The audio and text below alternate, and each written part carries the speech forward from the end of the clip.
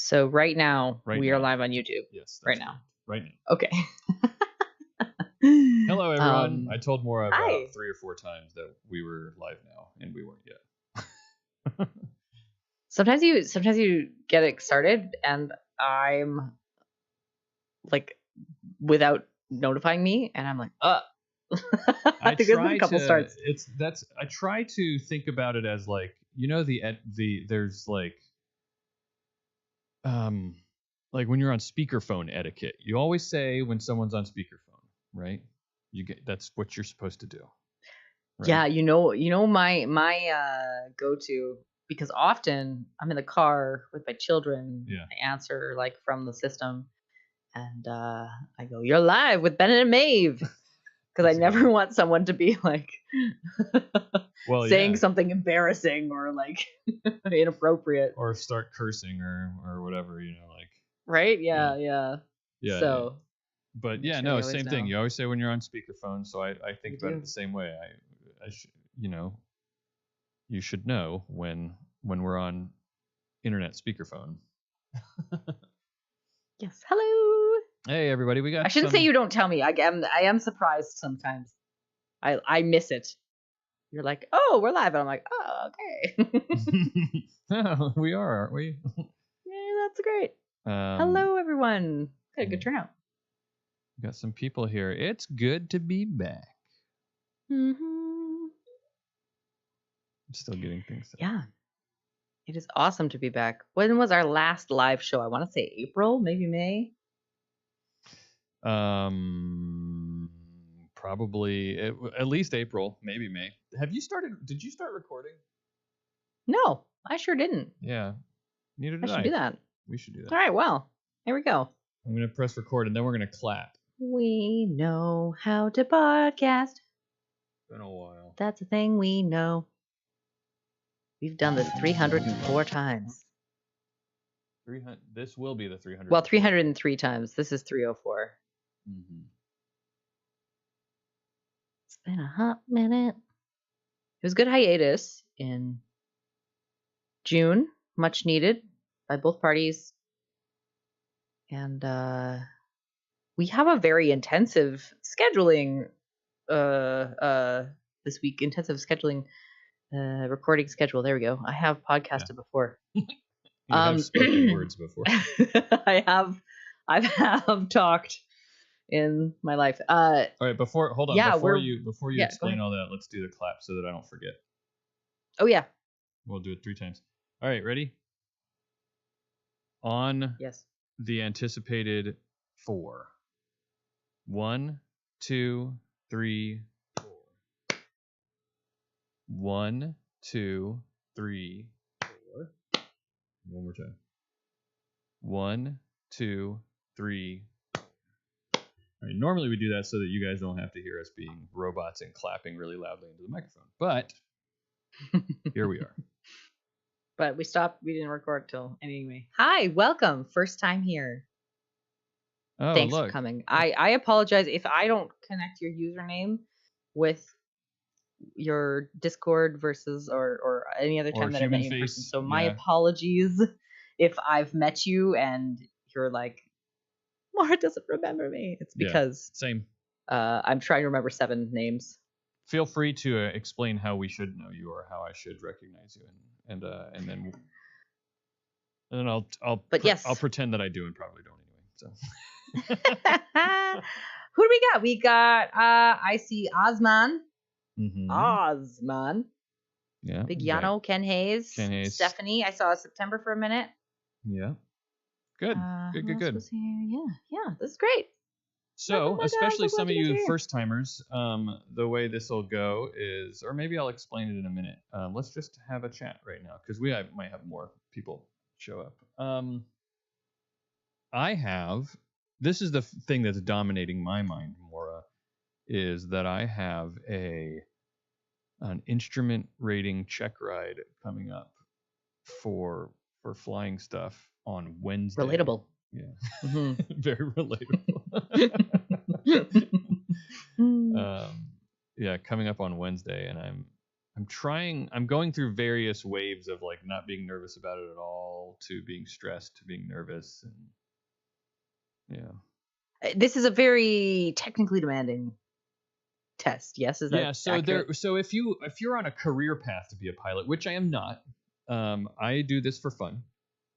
But if you were on a career path to being a pilot, there are many, many check rides you do. A check ride is just when you fly with a designated pilot examiner from the FAA. I'm sure there are equivalents in other countries, but you have someone who is operating with or on behalf of a government agency that is checking to make sure that you qualify for whatever it is. I've done one check ride before to get my private pilot's license. And this one is to be certified to fly on an instrument flight plan, or be able to fly by instruments alone. And basically what I tell people is that means I can fly in the weather, in the clouds. I can't do that right now. But if you were on a career path, you would take many of these. You would probably get a technically advanced rating or some sort of like high performance airplane. If you go on, you get a commercial rating, many tests.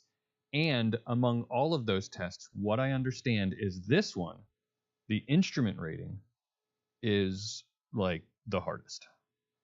Dang. And it's because of kind of what you've said, is that it's a very technically demanding thing. You have to learn a lot about how planes work, about how engines work, about how the physics of planes work. You have to learn a lot about all the different psychology and of how you can be and your sensation and perception, how it can be tricked. And you have to learn a lot about specific airplane systems and how they work, and then all of that, how the regulations work, when you're allowed to fly, how far you're allowed to fly, how low you're allowed to fly in every single combination of situation you can think of, like so many things.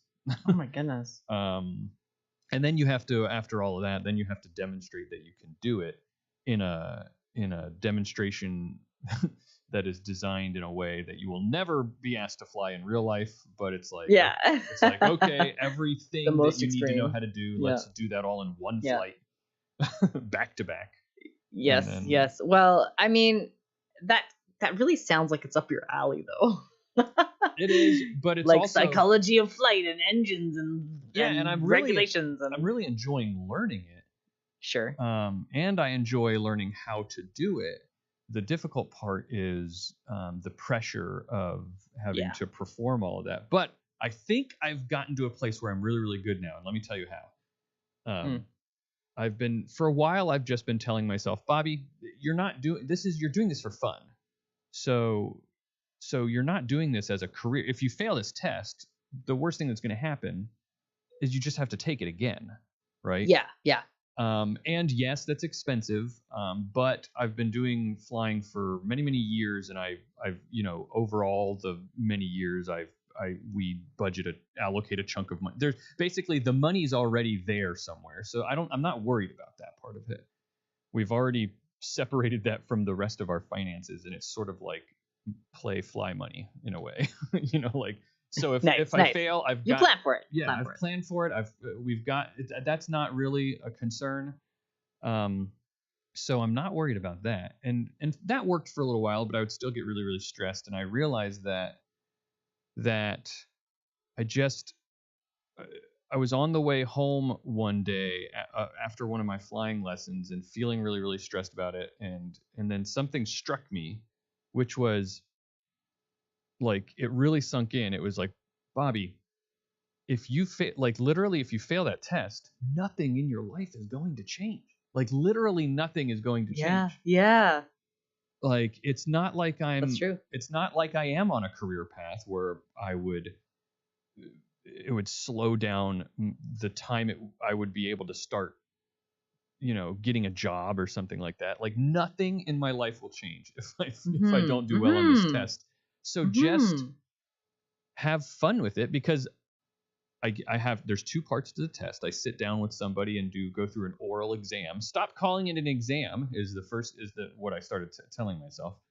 start calling it what the DPEs, what the examiners always tells prospective, like people like me who come in. They always start by saying, "Hey, take it easy. We're just here to have a conversation, and I'm here to sort of like feel out what you know about flying, and we're going to work through it. And if you get something wrong, I'll probe you, and we'll work through it. We'll see what we know. I don't expect you to be perfect, and we're just here to have a conversation." So that's the first thing. Is I'm like, there's no stakes here, Bobby. You're just think of it like you're going to talk to somebody who knows a lot about flying, and you're going to talk to them about what you know, and you're just going to have a conversation, and they're going to teach you some things probably, and that's cool. Yes. And the second thing is, when I go flying with the person, just have fun flying. And I enjoyed this type of flying actually quite a lot.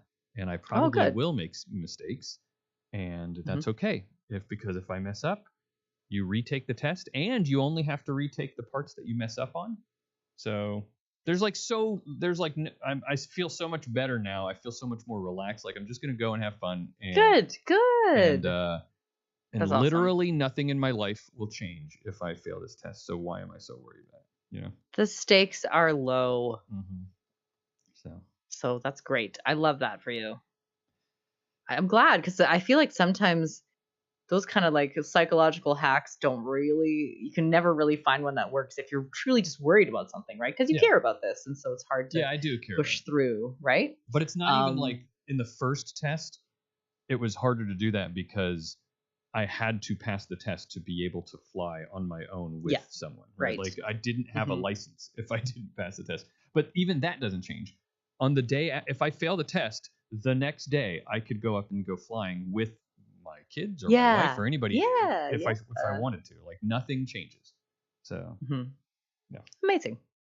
Well, good for you. You figured out. You hacked it. I did. I think. Yay. I mean, I still have like that natural sudden wave of, oh my God. But then I just remind myself, nope, you're fine, buddy. Like, what's the big deal? You're going to go and you're going to enjoy yourself, and you're going to come back and maybe you'll have to do it again after that. Who knows? Okay. I have now a good idea for our coffee episode. Oh, good. Okay. Conversation starter. Now that you've said that. Good. Okay. Great. Yeah. Should we Very cool. Should we get started with the proper episode? Let's do it. Let me start by telling everybody, because now we have a number of people here, and some I know have not been to a live episode before. Welcome, first of all, if you haven't.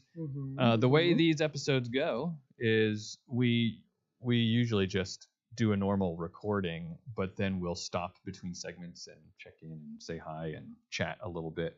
This one's going to be a little bit different for everyone because Maura had the great idea to record our coffee break episode that we do every month during this as well. And so that's cool for everybody because we've never done this on a live episode before. B, most people don't get to hear our coffee break episodes at all. Yeah, it's for a certain patron tier. Yeah. So this is bonus for audio. Right. So and if you enjoy the chat that we're about to have, and we're going to do that between the 2 episode recordings. So if you enjoy that, then that's a little preview for you of what you might be able to get once a month if you might be able to get what you would get once a month if you sign up to that tier. I think it's the $10 tier on the Patreon.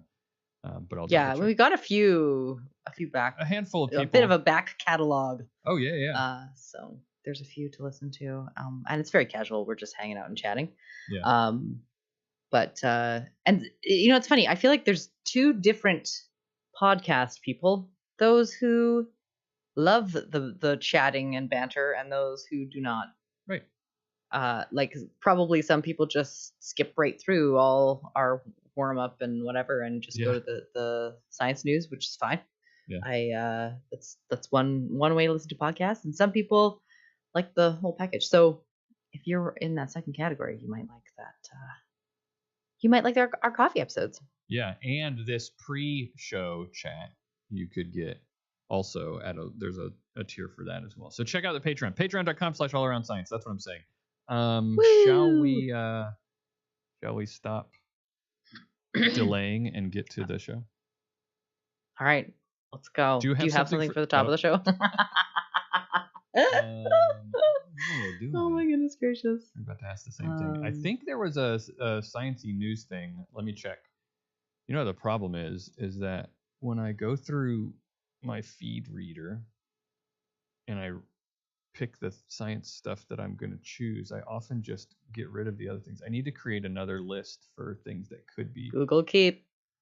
Well, I use Feedly, and there's a way to keep them there too. I've never heard of Feedly. Feedly, it's a feed aggregator. An RSS that makes sense. Feed aggregator. So I get all my news in one place that way. Yeah, that's a good idea. I've never done a RSS feed in my many years as a citizen of the internet. It's just not a thing I ever attempted.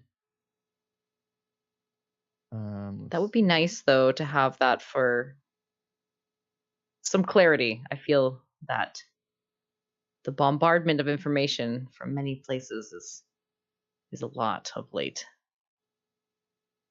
All right. I've got an interesting.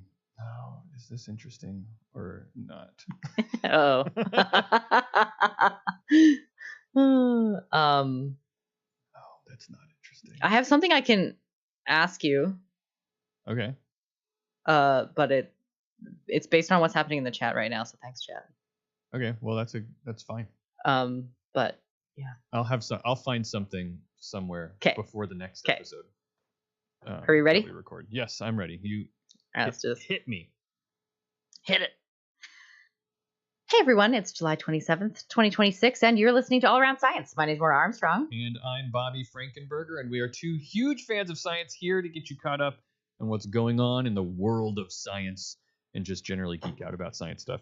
The front panel of the drawer of my desk just fell off and made a really loud bang. Oh no. But I don't think you picked up on it, so welcome to the show. How are you doing, Maura?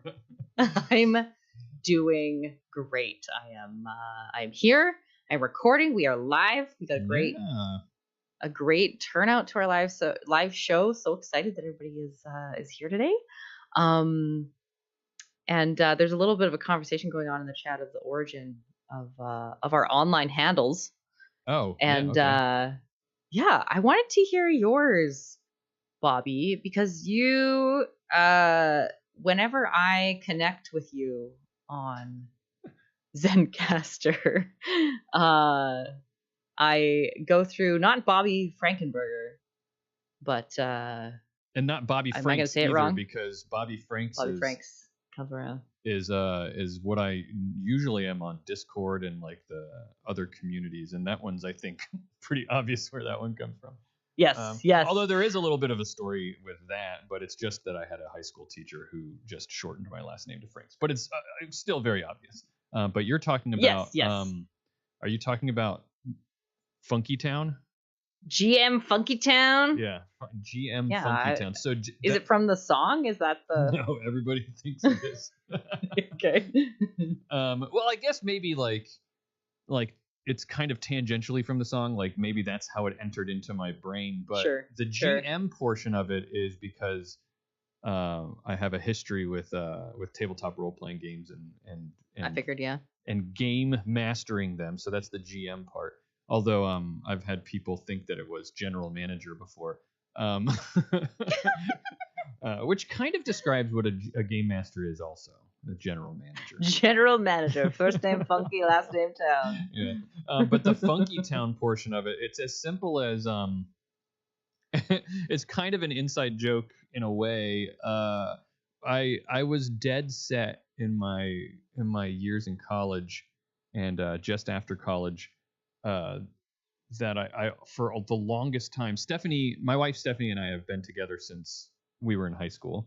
So, towards the end of college and right after college, we knew we were going to get married and have children one day. And it just, whenever the timing was right, that's what was going to happen. So we would have, like people do in committed relationships often, we would have conversations about having children. And I was for many years dead set with the like the most serious tone and whatever I could, I was dead set that my child's name was going to be Funky Town. I'm sorry, for serious? Maybe not, probably. One of those things like you're joking, but you decide that you're just going to commit to this joke, and then the lines between like truth and and jest kind of start to blur, and you're not really sure anymore. That's where this. And how did Stephanie feel about that? She did not know. She was no way is my child going to be named Funky Town. And I think that fueled my commitment to this to this joke even more. I doubled down for sure. And so, because to me, the funniest name that could ever exist would be Funky Town Frankenberger. The funniest, but also the coolest and most amazing name. Like, just imagine the kid Funky Town Frankenberger in your head, and that is the coolest kid you've ever seen in your life. That kid is in a ska band. Yeah, no kidding. Yeah, they're definitely the trumpet player. He could skink with the best of them. Oh my god! But so obviously that didn't happen, and so I just adopted the name myself. Oh my gosh, that's so funny, and I feel like you maybe told me that once. I'm sure I have. I've told that story before, but yeah, that's where Funky Town comes from. But what about you? Yours is well, I've always said scrim, but it's something. Yeah, scrim. Yeah, where does that come from? It's a little embarrassing actually. It's okay. Most screen name origin stories are embarrassing. I guess it's embarrassing because it's reflective of a time when I was trying to be deep about everything. Oh yeah. So I picked it because a scrim is like it's like a set dressing or a part of a set. Okay. Basically, it's like a thin screen that gets pulled down over top of a like in front of part of a play. Okay. On the stage. And so you can with a scrim, you can either project something onto it and it becomes opaque, or you can project something from behind it and it's like translucent, you can see through it. Right, okay. And so this was my this was how I perceived my online persona. Oh, it was something metaphor. That I had control over. Yes, a metaphor. I had control over how much opacity this scrim had. God, how embarrassing. I know, insufferable. Like I'm like, no, that's fine. That's fine. You can't hold yourself accountable to your like teenage self. Oh god. I was older than that. It was like early 20s. Like right when you're still. You're too smart to make it everything's put a 69 very in serious. It, but when everything matters, 20s, right? Yeah. You're like, oh yes, I have to do it. And I kind of thought of it as a long-term thing. Like this might be my screen name for a long time, which it was. So it still is. Yeah. Exactly. Still is Scrim. Yeah. And then but Scrim was taken in a lot of places, so then I changed it to Scrimmerva. Yeah. Because Minerva McGonagall was my favorite teacher in Harry Potter. Oh. Wow. Yeah. That's cool. Mm-hmm. I didn't know that second part of it. Actually, I didn't know either part of it, if I'm being honest. Yeah, I don't usually tell people about the embarrassing origins of that. Well, I feel closer to you now. So. Thank you. Same to you. Well, given that is has nothing to do with science, except for the science of sharing. I don't know where I'm going with this. Or the psychology of young adulthood. Let's talk about doubling down on jokes / being deeper than you actually are. Yeah, let's talk about some current science, not some of our past choices. All right. I forgot that I made what I'm going to talk about next the first thing I'm going to talk about. Let's get it over with. And that makes it sound really bad. That's confusing. It's not bad. I just forgot, and so now I have to wrap my head around it real fast. But yeah, I had a different screen name that is kind of embarrassing, actually. I used a screen name for a long time before this one, when I was in like middle school and high school, and it was Magi, Magi, and I just thought it was cool because I was a mage in role playing games. I like it. Yeah. That's good. Feeling ready? I think so. Okay. All right, I'm going to get us into it.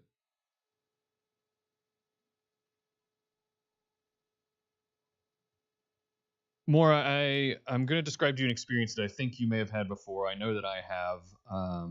Have you ever had the experience where you know or you work with a person who claims that they love science? I know that you probably, being working at a science center, probably know a lot of people who claim to love science, and maybe they actually really do, but they have some really weird science-related conspiracy theories that they believe in.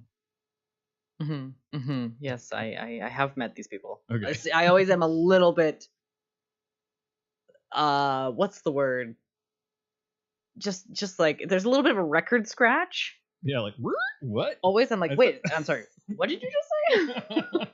Climate change is a hoax? What? Yeah, right. Yeah, so the question in my mind, and I'm sure the question in your mind, and that inspires that record scratch, is how did that happen? How do you profess a love for science like you do, but also believe this, weird thing like the Earth is flat, or It tends to be, I find, like pseudoscience, and I've met people who are actual scientists who, not just like people who science, and they also believe some pseudoscientific stuff that is not even like it's not even unproven or disproven because no one's even bothered. You know what I mean? Like it's the kind of thing you're like, this is just a claim. Where's the evidence? We don't have any evidence because it's pretty obvious. And even if there was, like nobody's tried, and we're just saying this is how this works. So anyway. Yeah. Well, for me, like, my thought is always, aren't people who love science supposed to more or less be resistant to these weird, inaccurate, I would imagine, ideas, right? And generally speaking, polls show that trust in science is high right now, generally speaking. I know there was a little period of time where we thought trust in science might have been declining, but we know now, based on various polls that have been done all over, that the trust in science is pretty high. That's great. However, belief in science-adjacent conspiracy theories is increasing.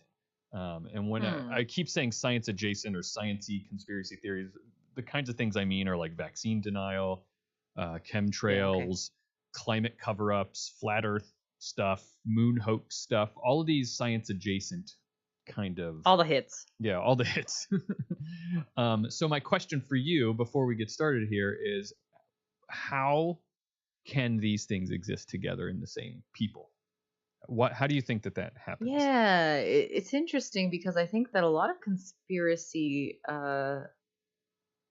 theorists are very well informed on their specific topic. Yeah.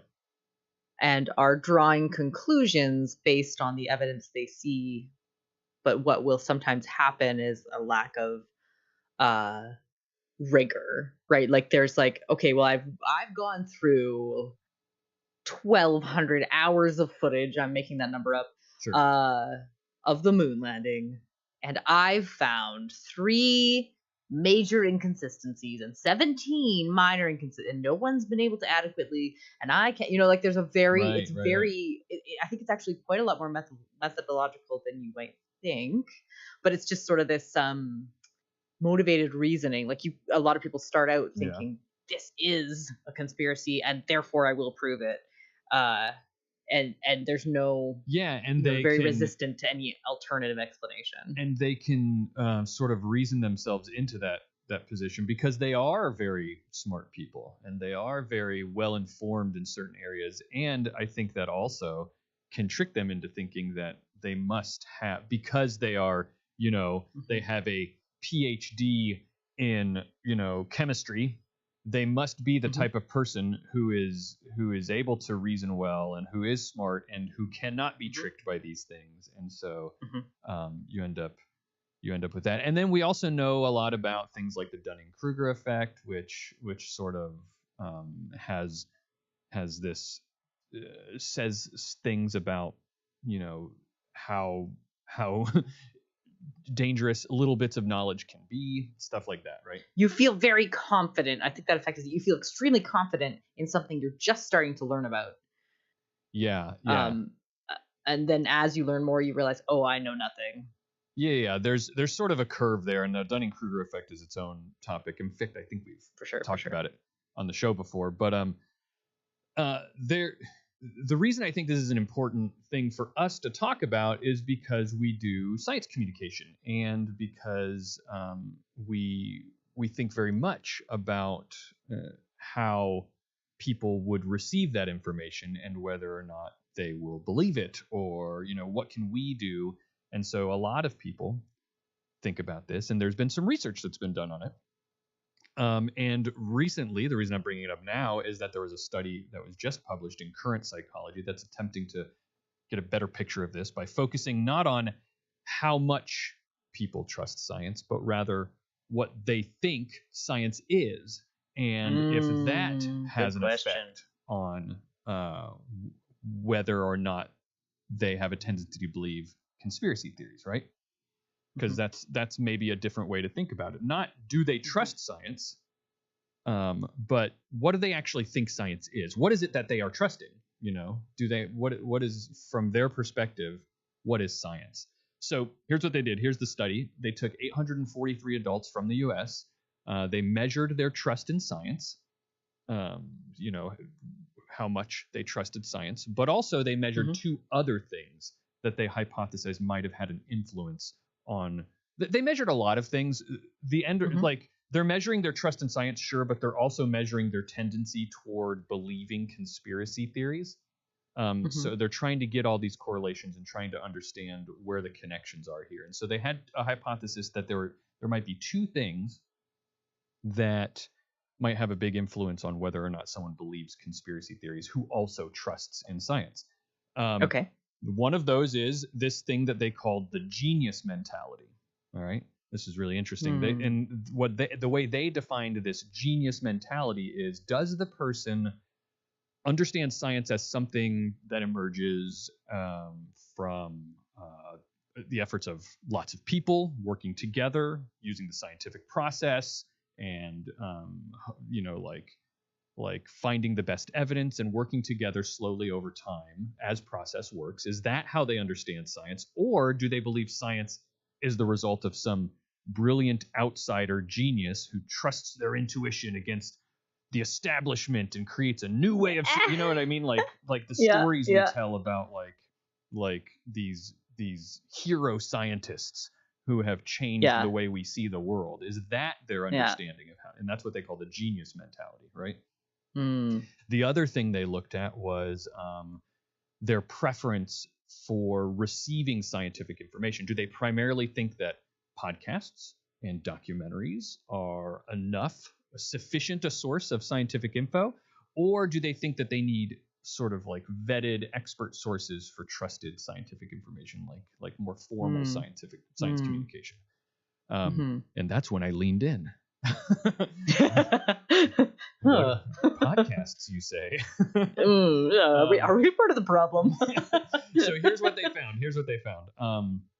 People that scored higher on either this genius mentality or scored high on primarily trusting podcasts and documentaries, those people tended to also be more likely to endorse scientific conspiracy theories. That totally makes sense. I think it does too, and we're going to talk about why that makes sense in a second. But an important part of this is that they found that those correlations, this idea of genius mentality or trusting podcasts and documentaries that also cuts across education level and political orientation. So it was more of a strong predictor than either education level or political orientation, which is important because traditionally education level and political orientation, especially the politics recently, have been things that researchers have been focusing on when it comes to conspiracy thinking and conspiracy belief, right? There's this old idea that the more educated you are, the less likely you are to believe in these things, and this is evidence kind of saying it's not so much that as it is these other things, is this understanding of how science happens and where we get our science from. Another interesting wrinkle to that was that this genius mentality idea, that measure, was very good at predicting conspiracy belief, except for when the person also had high levels of trust in scientists and scientific institutions. So, what is that? What do I mean by that?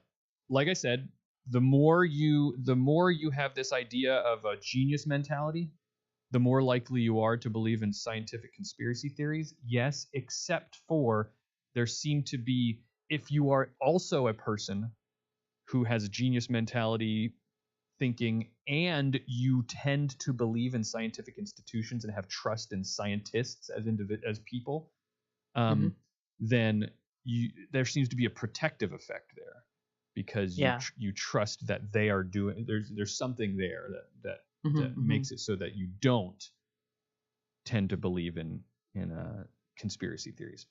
Okay.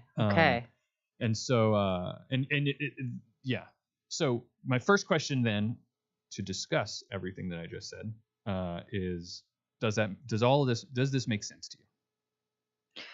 It really does. I feel like I never would have connected those things. Like, I never would have thought, oh, this leads to conspiracy theory, the genius mentality.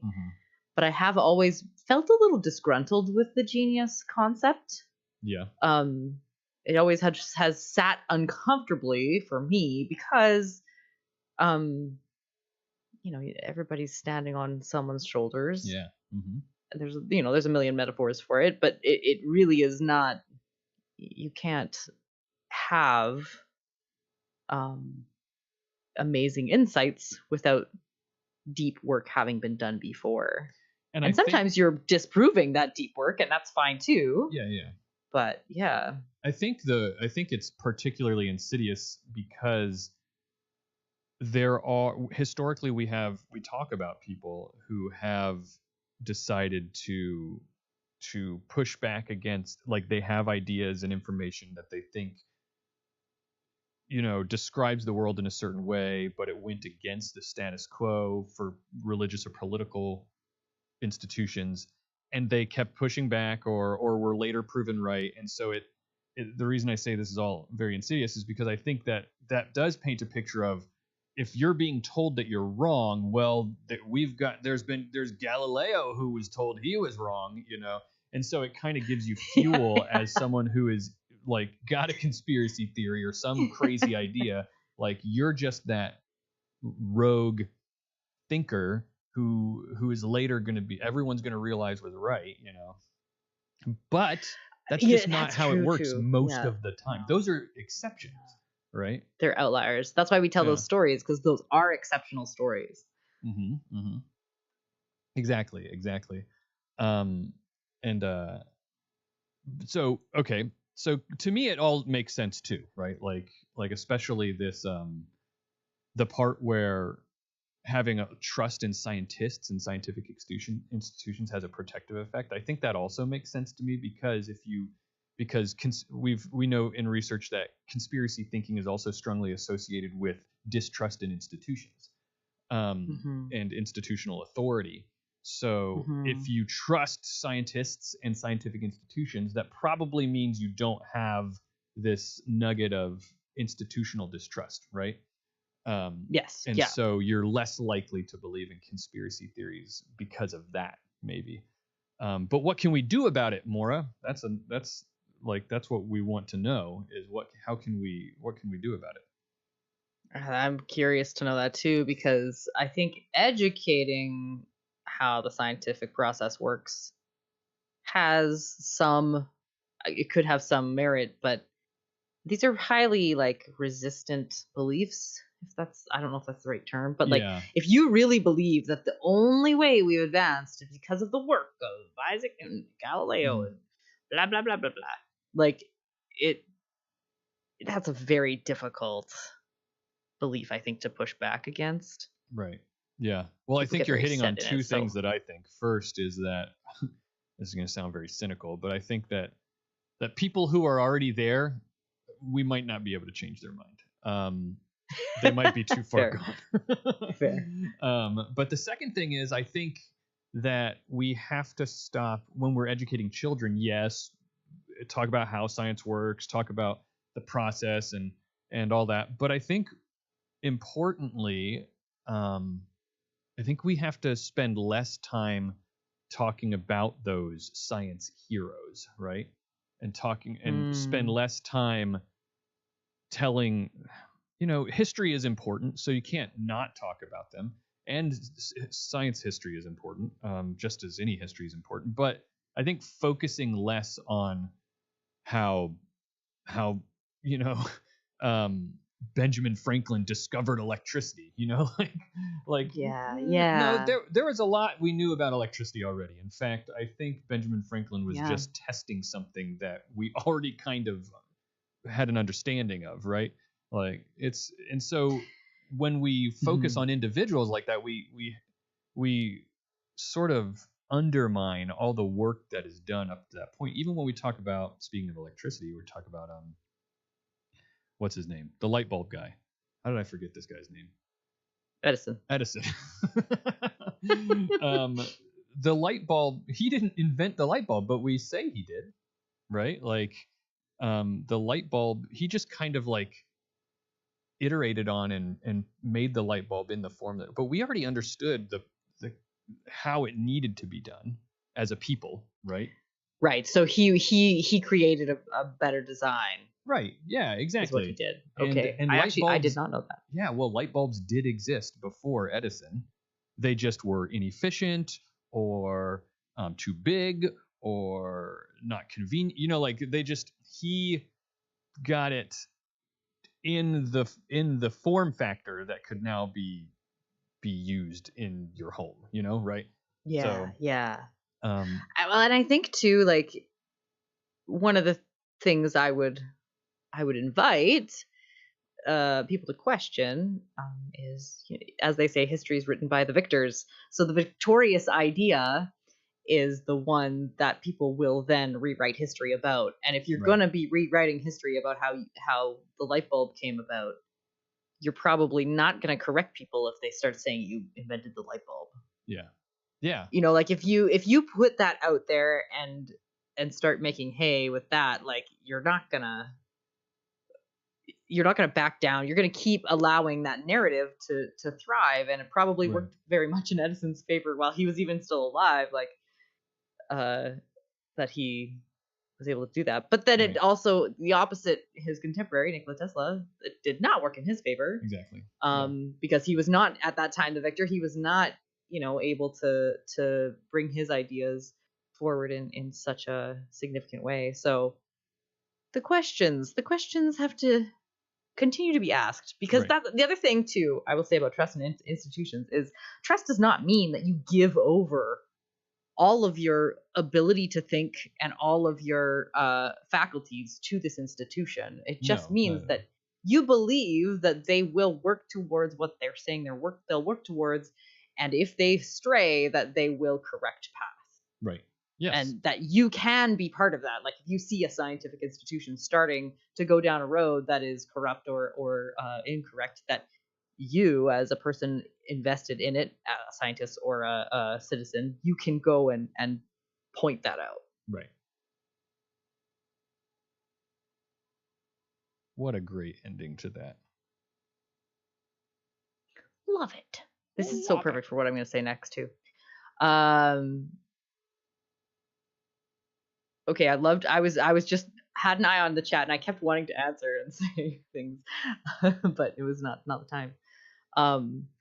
Stephanie had a few examples and of actually people Right. when they are not ready to hear that chiropractic is maybe not the best way to go. Yeah. Right. It's very true. Like you gotta weigh your options, and then yeah. If it comes, I don't know. I used to be the type who actually'd a lot, as you might, not be surprised to hear. But I don't do that as much anymore because I started to understand that like people form their idea, like they don't believe something different than me because someone actually'd them into that opinion, right? Like I'm not going to change their mind by being a jerk about it, You're not gonna. And I may never change their mind at all. So the best I can do is be a person who is the type of person that I am, and also a nice person who you don't ignore. I stopped myself from actually the other day. Oh, did you? Someone was talking about seed oils and how they're bad for you, and I was like, oh yeah. But you want to. Oh, I sure wanted to. Yeah. Well, actually, there's not even the traces of hexane are minimal, and it is actually been proven to be quite a very healthy oil. And actually, and also, but I did not say any of those things because why? Yeah, what's no one wants to talk about omega-3s and 6s when they're just making conversation. It's much easier for me to just get up and leave for a few minutes. Sometimes you just gotta walk away. Yeah. I also, Logan, appreciate every time I start to confidently speak about the Dunning-Kruger effect, I fear I'm falling prey to it. It's very meta. Yeah, but also kind of funny because I do forget about the Dunning-Kruger effect a lot of times when I start talking about it. What is it? Well, maybe that means you're not falling. Maybe that's what that means. Ugh. Mm-hmm. It's so hot in here, Maura. Is that? Yeah. I'm sorry. It's because you had to turn off a fan or something? Well, it's because I live in South Carolina. Ah, that's why. I see. I got up this morning, and we'll start the next segment in a second. I got up this morning, and lately I've been getting up before all the kids, really early in the morning, studying for this pilot thing that I'm doing, and I go out on the back porch to do it because we recently built the covered back porch area. And it's got fans out there and everything, and I'll sit out there. It's very nice to sit out there and have a cup of coffee and study. Amazing. Today I went outside and it was 95% humidity. Like soup. Yeah, I should have known when I couldn't see out the windows because it looked like it was raining. Like it was just wet all over every window in our house. Oh, it was terrible. That's what's so funny? That occurred in my house for the first time this summer. There was condensation on the outside. Never. Wow. Because I've only lived in an air-conditioned house for a short period of my life. I remember you moving into your house and you were like, we've got air conditioning. AC! Just in time for the climate crisis to really start messing with things. Yeah. And then it's been very humid here because there's been uncharacteristic amounts of rain. And so I was looking at the windows. I'm like, well, I guess that makes sense. The window is cold. Outside is like humid. Yeah. But yeah, first time ever. That's really. You've probably never had the opposite, which I get all the time. What's the opposite? Frost on the inside. Oh my gosh, no! If that happened, I would immediately think that there was something wrong. No, it's not. It's not wrong. The lowest. Just cold. Our humidity right now is about as low as it's going to get all day, and it's 70% right now. It's hard to breathe in really humid air, I find. Yeah. Well, we just learn to breathe. We just grow gills. You just learn. I'm trying to see what the humidity where you are is.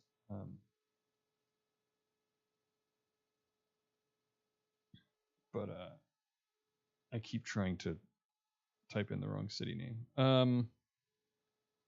Let's see. Humidity. This is really exciting, guys. Aspen likes 101 temperatures and 10% humidity. Do you live in a desert? Is my question. That sounds like desert to me. Yeah. 10% humidity is rough. That makes your eyeballs crack, I feel. Yeah, whenever we go to Vegas or we went to Salt Lake City last month, and whenever we go, I like it. I really enjoy like the change of humidity and it being nice and dry and feeling like the heat isn't, drowning me. But by the time we're done after like 4 or 5 days, and I'm done with my lips being cracked and my waking up with like sandpaper sinuses every day, and yeah, it's rough. It's been nice here, theoretically, with a little smoke and a lot of rain. Although I was thinking we've had these like enormous dumps of rain, and I was thinking for you, if this rainstorm came to your neighborhood, you'd be like, the rain has almost completed. Soon I will go out in the sunshine. and it would just be another day. We had last night, there was like puddles all over the road. Scott and I did a half-hour drive home, and it took like an hour. It was crazy because there was like cars stuck in the water as well. I wonder, I bet you it is similar to what we get all the time here. And the summertime is just thunderstorms time. Like that's just every day it will rain. It's just a matter of how much or how long it'll rain. And yeah. All right. Well, that's it for the weather. These are our people. They're jumping in, telling us all about where they live. I don't know. It's interesting to kind of contrast and hear, and it is relevant. The weather matters. It does. All right. Let's do this. Ready when you are. Bobby, we live on a world that is pockmarked with craters. Yeah.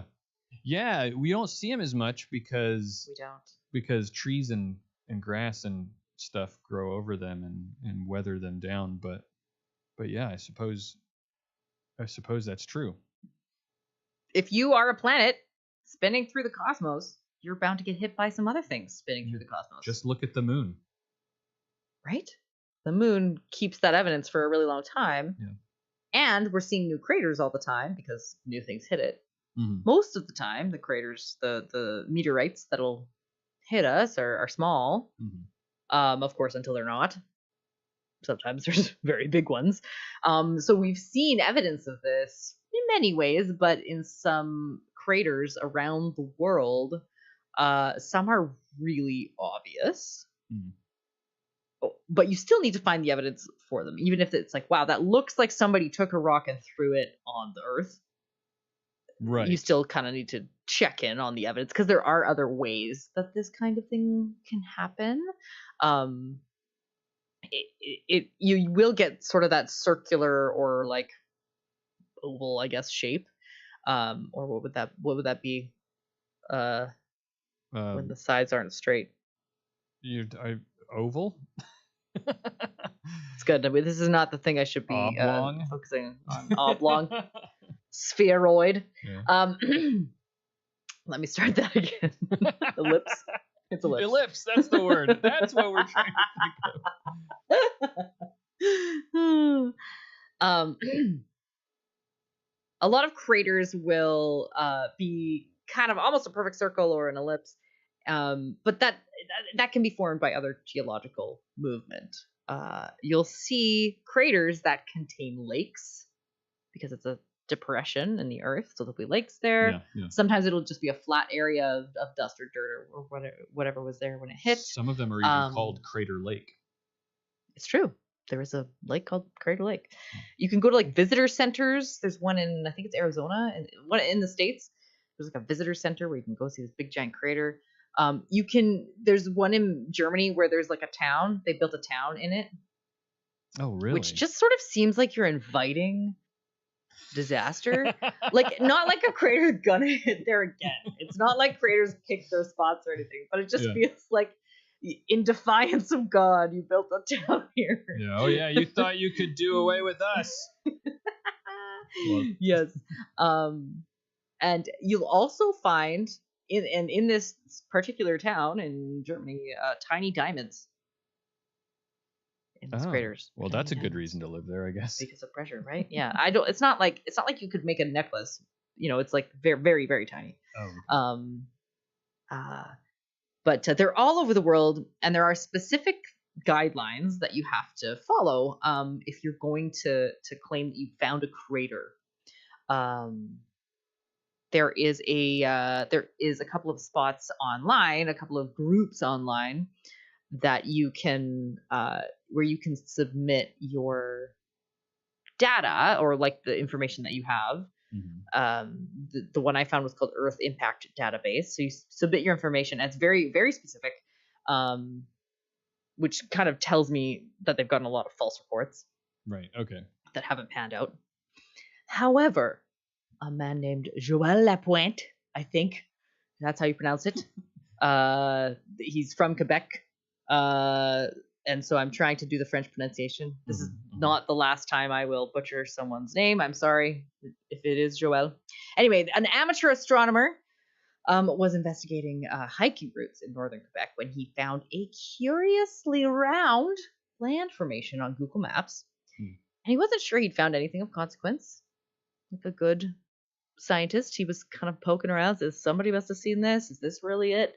I think this might be a crater. And so he submitted it. And it ended up being investigated by a scientist with Canadian Western University named Gordon Osinski. Okay.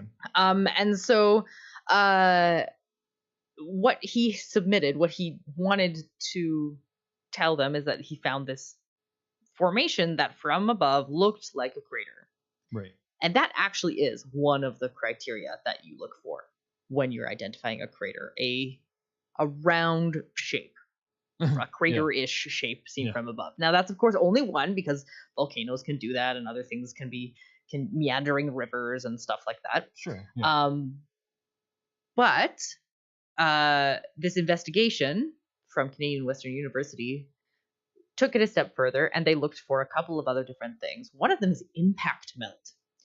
So if you see a large section of rock that melted and then cooled, and I do not know the geological way you can determine that something melted then cooled. Yeah, right.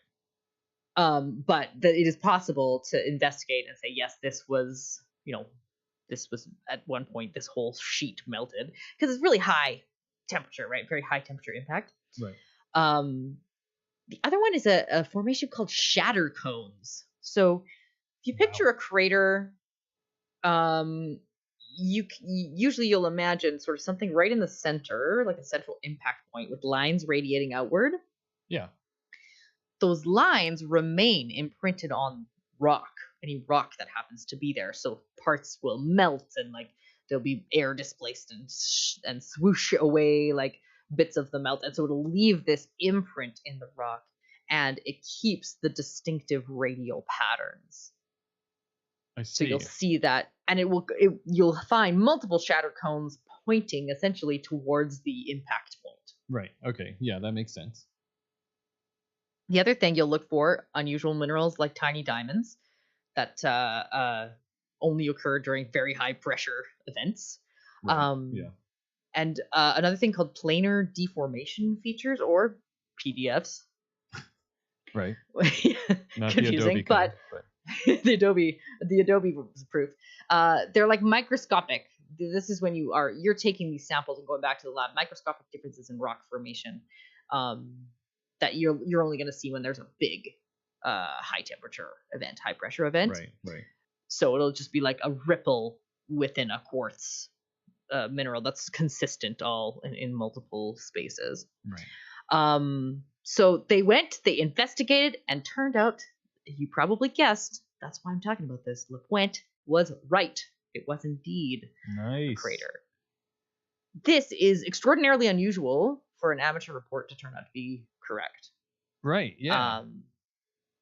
But the scientists from Canadian Western University, they had enough evidence to go and do a field visit, which apparently was very challenging because northern Quebec is quite a rocky and it can be quite a difficult space to traverse. But what they found, the evidence they found indicated that this is a 390 million year old meteorite impact. Wow. And nobody had noticed it yet until this person. Yeah, and apparently they find them, like craters are found at a rate of 1 or 2 per year. Like this will happen every once in a while that we find when we haven't before. When they were there, they found shatter cones, they found impact melt.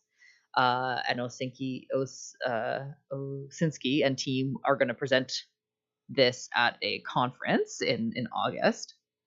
And they named the crater by working with the local indigenous people, which is really cool. Wow, yeah, and cool. Once again, here I go with some a language barrier, so my apologies if I butcher these. But I figure it's easier to just try to pronounce them, or it's better to just try and fail than not to try at all. Sure. So the Innu Council of Equanitsit named, they worked with them to name the crater Uhakatik.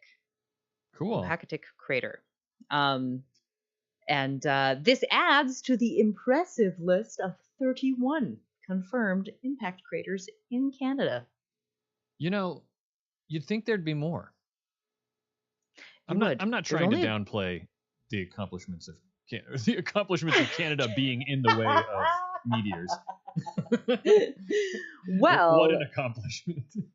We're one country. We have the most, or like some of the one of the highest levels of impact craters in the world, because there's only a couple hundred that we know of. Yeah.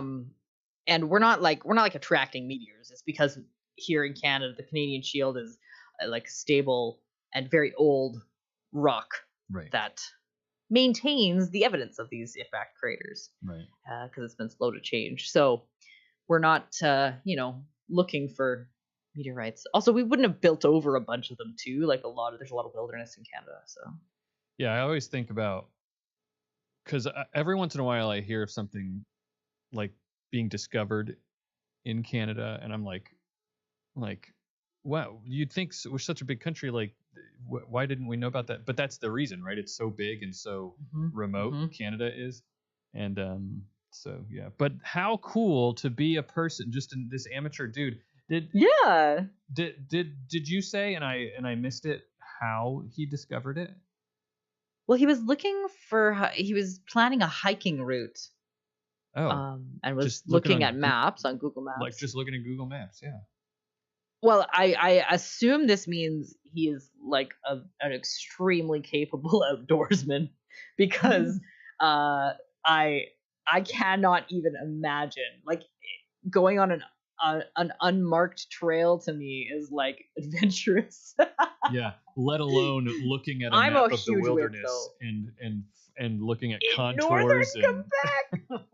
Oh, and then the team that went up, they were like, wow, that was really hard. It was like impassable, and there were so many bugs, and it was just a really difficult field visit.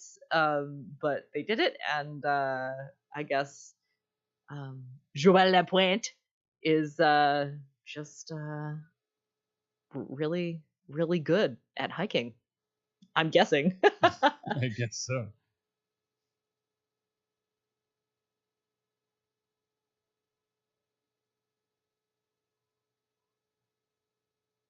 Highest percentage of unpopulated land. I think that might be true, but I don't know for sure. That sounds like a question for Google.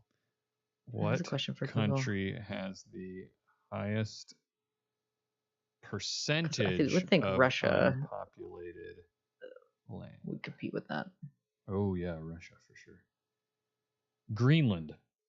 You're all wrong. Yeah, Greenland has the highest percentage of unpopulated and sparsely populated land in the world, with over 99% of its massive land area completely devoid of permanent human settlement.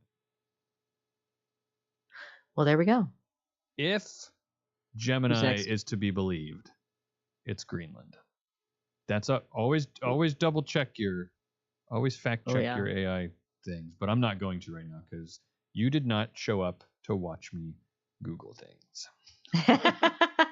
Let us know if you found the answer, chat. That would be a terrible YouTube channel. Well, you know what? Google stuff. I had to stop myself because that's we're these types of people. Oh my gosh, I almost started until you said that. I was like, wow, I gotta look for the second most. Okay, no, that's not helpful.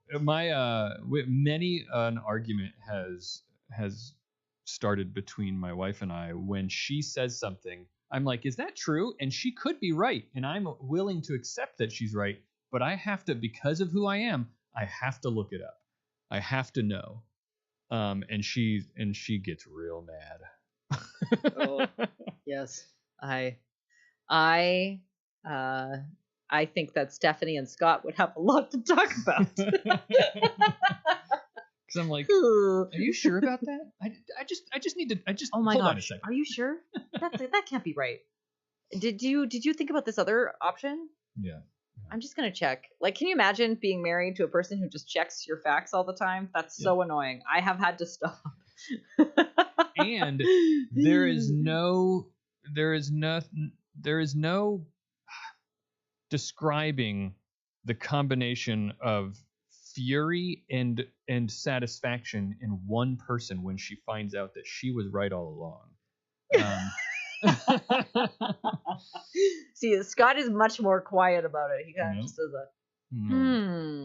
Oh, interesting. And I'm like, shut up. No, I'm happy to be proven wrong. I think that adds to the fury. Like, she wishes I could be mad about it, I guess, because fair. Yeah, no, that's but fair. No, I'm just like, oh yeah, I'm glad I was wrong. Thank you for correcting me. Get out of here. Yeah. All right, I've got an exit comment. Maura, geology is one of those sciences that I think is really, really fascinating. I always wish I knew more about it. I really am jealous of people who can look at a rock and know what kind of rock it is, how it got there over millions of years, what happened in the earth, and knew. I took a geology class when I was in college. It was just like a 101 geology class. And my favorite thing that I learned about in that class was that geologists actually literally lick rocks. Yeah. To find things out about them. It's true. It's true. And I was like, there's no way. That's not true. But it is totally true. So yeah, rocks are very cool, and I've never had an interest in geology until the last few years. I've really started to understand why it's so. Do you think that cool. As you get older, and this is why old people love history so much, that as you get older, you start to really, something about being young makes it so you can't really fully appreciate how things happened here once. Does that make sense what I'm saying? Yeah. Mm-hmm. Long before you were here, and this is why geology makes me think that, is because I can look at a rock now and not know what happened, but because I don't know enough about it, but really be in awe of the fact that this rock that I just picked up, that I just found in my backyard, it's new to me, but it has been on Earth for millions of years, if that's not wild. Billions, Yeah.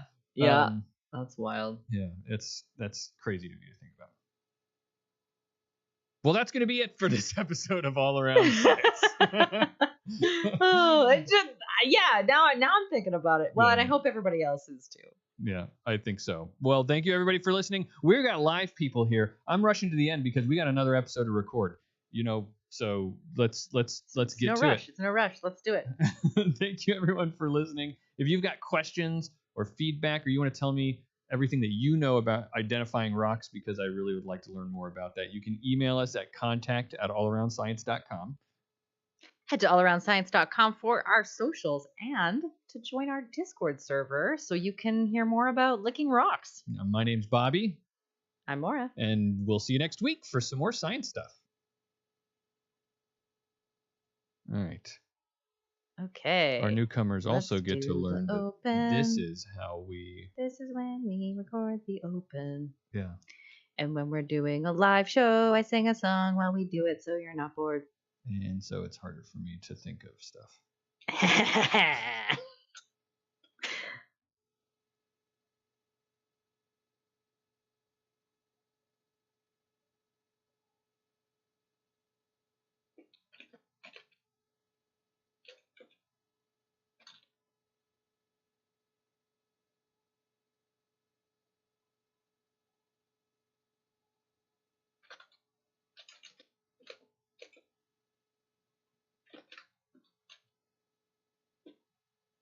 All right.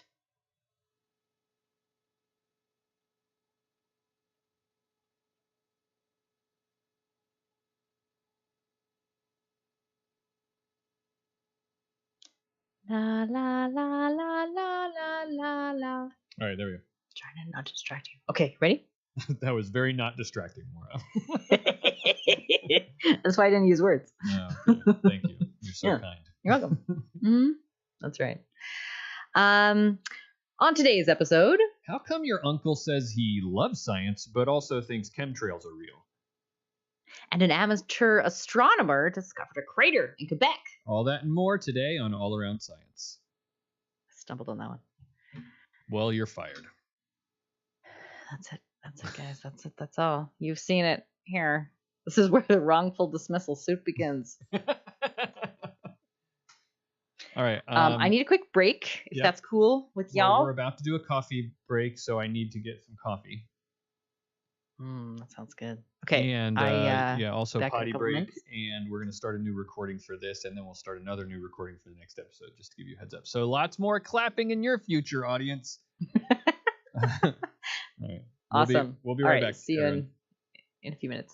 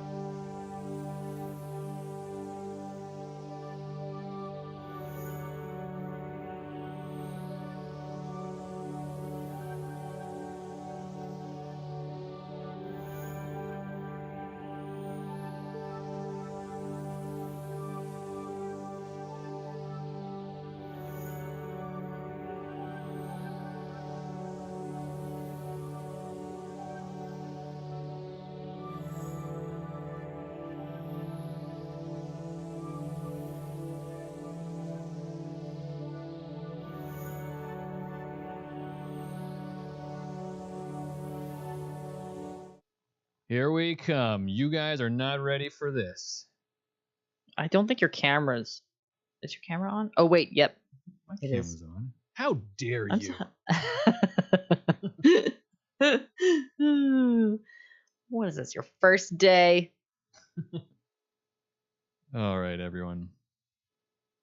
Okie dokie. So the idea behind... So a lot of you probably have never heard a coffee break episode, so congratulations. I don't know why I'm congratulating you. Welcome. Welcome. Yeah, that's a better thing to say. It's way less presumptuous. But the whole idea behind a coffee break episode is it's just Maura and I chatting about whatever we feel like chatting about, because we chat all the time, and so we thought, why don't we just have some of our fun conversations, and then we put them on the feed for patrons of a certain level and higher. So if you enjoy this, well, hopefully this is a lot of pressure now. Okay. No pressure. All right.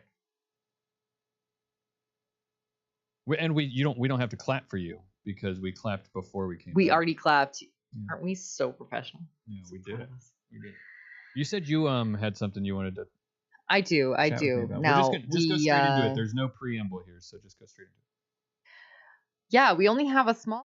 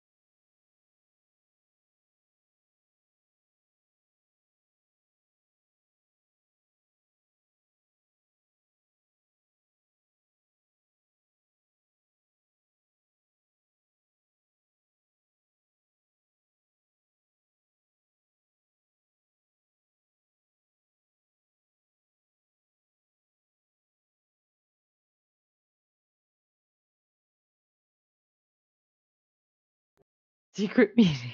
That's why we have a live chat. So I was that answers a question. I was trying to mark the recording for the start of our discussion here, and I think I pressed the M button, which switches the stream to a Maura only screen for some reason.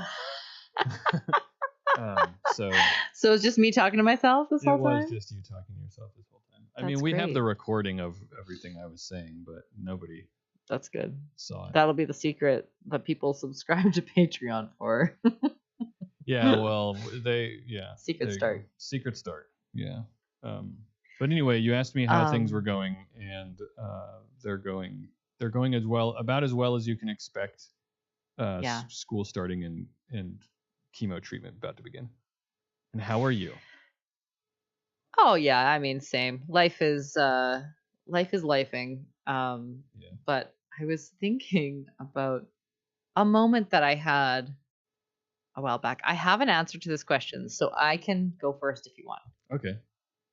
But have you ever done something that could have been extraordinarily embarrassing, but you did not, like, you were okay? No one saw you. You got away just in time. Oh gosh. You know, like you made it on stage with your pants on, like. Oh man, you got out the window before the door opened. You know, like in movies that happens all the time. Right? Yeah, what a good question and what a good story. I do have to think about it, so you're gonna have to tell me your story first. Maybe that'll inspire something in me. And I can't. Okay, so I apologize if I've told you this before. That's okay. I don't think I have, because it was quite embarrassing. So I was last year, a year and a half ago, I got to introduce Bill Nye before one of his talks on stage. How embarrassing. That was not the embarrassing part. I was know, very that's the excited. Exciting part. I was so jealous. Very excited. Yeah. It was so cool. I got to meet him out beforehand, chatted for a bit, and then sat on stage with him and did a Q&A and got a high five. It was a very high point in my science communication career. Yeah. But before I met him, like before I went to, like the green room or whatever, I was very nervous, as one might imagine. Yeah. And I was sort of like, I was just like, just ringing with anxiety. So like, ah! And so I was kind of pacing around. I went to the bathroom and I was like, I need to do something to help me get into the right mind frame, because when I meet him, I want to be excited, and I want to be like friendly, and I want to be able to have a conversation without like stepping on my tongue. So I thought, you know what? It can't hurt. I'm going to try this. Empty bathroom at this theater. And I tried power posing. Have you heard of this? No, I have not. So basically the idea is that you externalize what you want to feel on the inside. Okay. So you when you win something and you like throw your hands up in the air in victory. Yeah. This is a universal human gesture. Even people who were born blind will do this. Like, this is just a very very human, very internalized thing that we do. So if you do that, you feel then sort of, it goes the opposite way. It's like a reciprocal thing. Right. If you raise your hands in the air, you feel like you have won. Sort of like if you smile, or if you like hold a pen in between your teeth to kind of force your lips into a smile, you will feel happier. Okay. It is just a thing that happens. People who get Botox tend to feel more depressed because they can't show their emotions. Right. Okay. They're positive emotions. It's usually very down. So I did this thing, and you look ridiculous. Like, arms in the air, smiling like an absolute maniac. I think I even cheered a little bit. There's nobody in this bathroom, and I'm just like walking around. I look at myself in the mirror, and I'm just like, yeah, yeah, yeah. And I cannot tell you how well it worked. Like, it was so effective that I just felt on top of the world, because of course I'm also very excited. So I'm so excited, and now I feel like I've already done it. I've already successfully met Bill Nye without being a total weirdo. Yeah. Because I raised my hands in victory, and I was like, well, okay. So I just walked into the room and shook his hand and said, hi, I'm Maura. And he was very kind and very, very chatty, and it was all great. Like, there was no weirdness or awkwardness with it at any point. And was it because I did power posing? Maybe, but it's very embarrassing. And if someone had walked in on me doing that, I would have been like, hi, I'm just trying to get that fly in the ceiling. Like, that'd be so embarrassing. I was reaching for that fly and screaming at it and thought, I'm gonna leave now. So yes, that's what I mean. That was potentially really embarrassing, but it worked out. No one saw me, and I met Bill Nye successfully. Yeah, that's.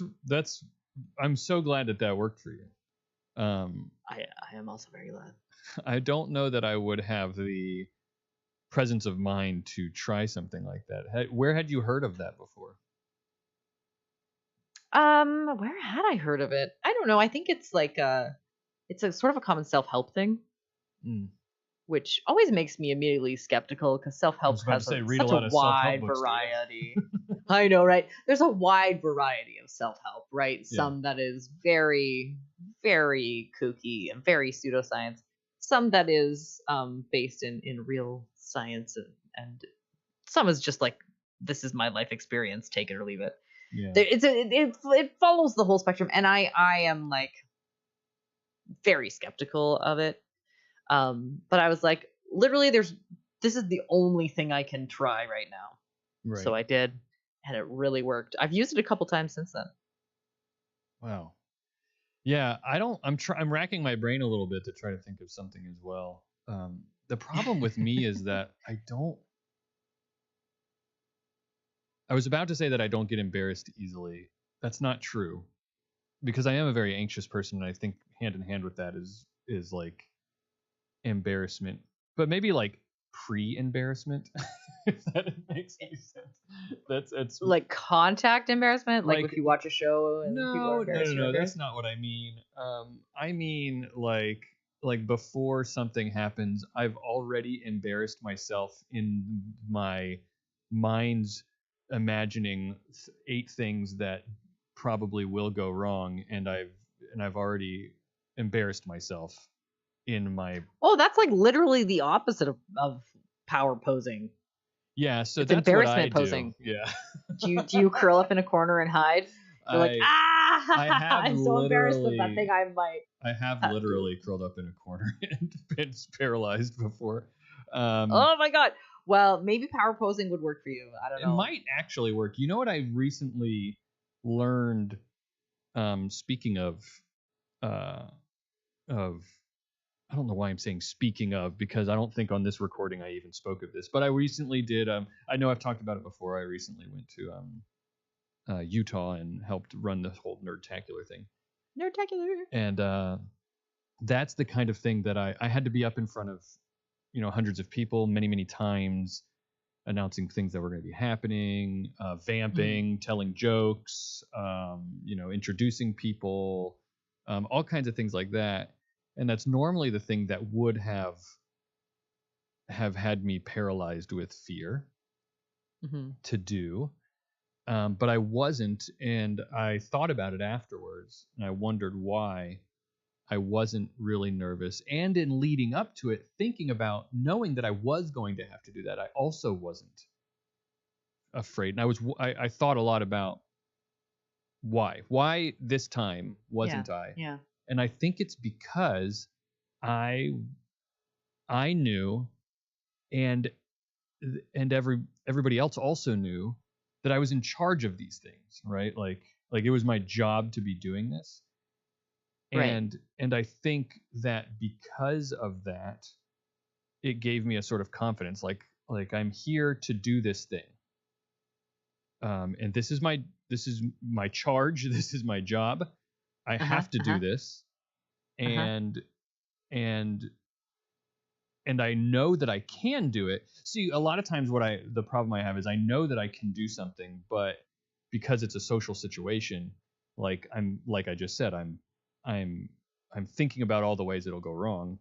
And I think a lot of my social anxiety comes from a lack of confidence in myself for whatever reason. Like I'm not here to psychoanalyze that part of it, but I think that that's the source of a lot of that. And so I think in this particular situation, the confidence I needed came from the fact that it was like everyone involved, everyone in the room, from the important people that are running the thing, helping me run the thing, to the attendees who are there watching me, everyone in the room knew that this is what I'm supposed to be doing. And so that somehow charged me with confidence. Does that make sense? Like you had already earned your place? Like maybe that's what it is. Like there was no imposter feeling. There was no there's no worry that people were going to be like, what is this guy doing?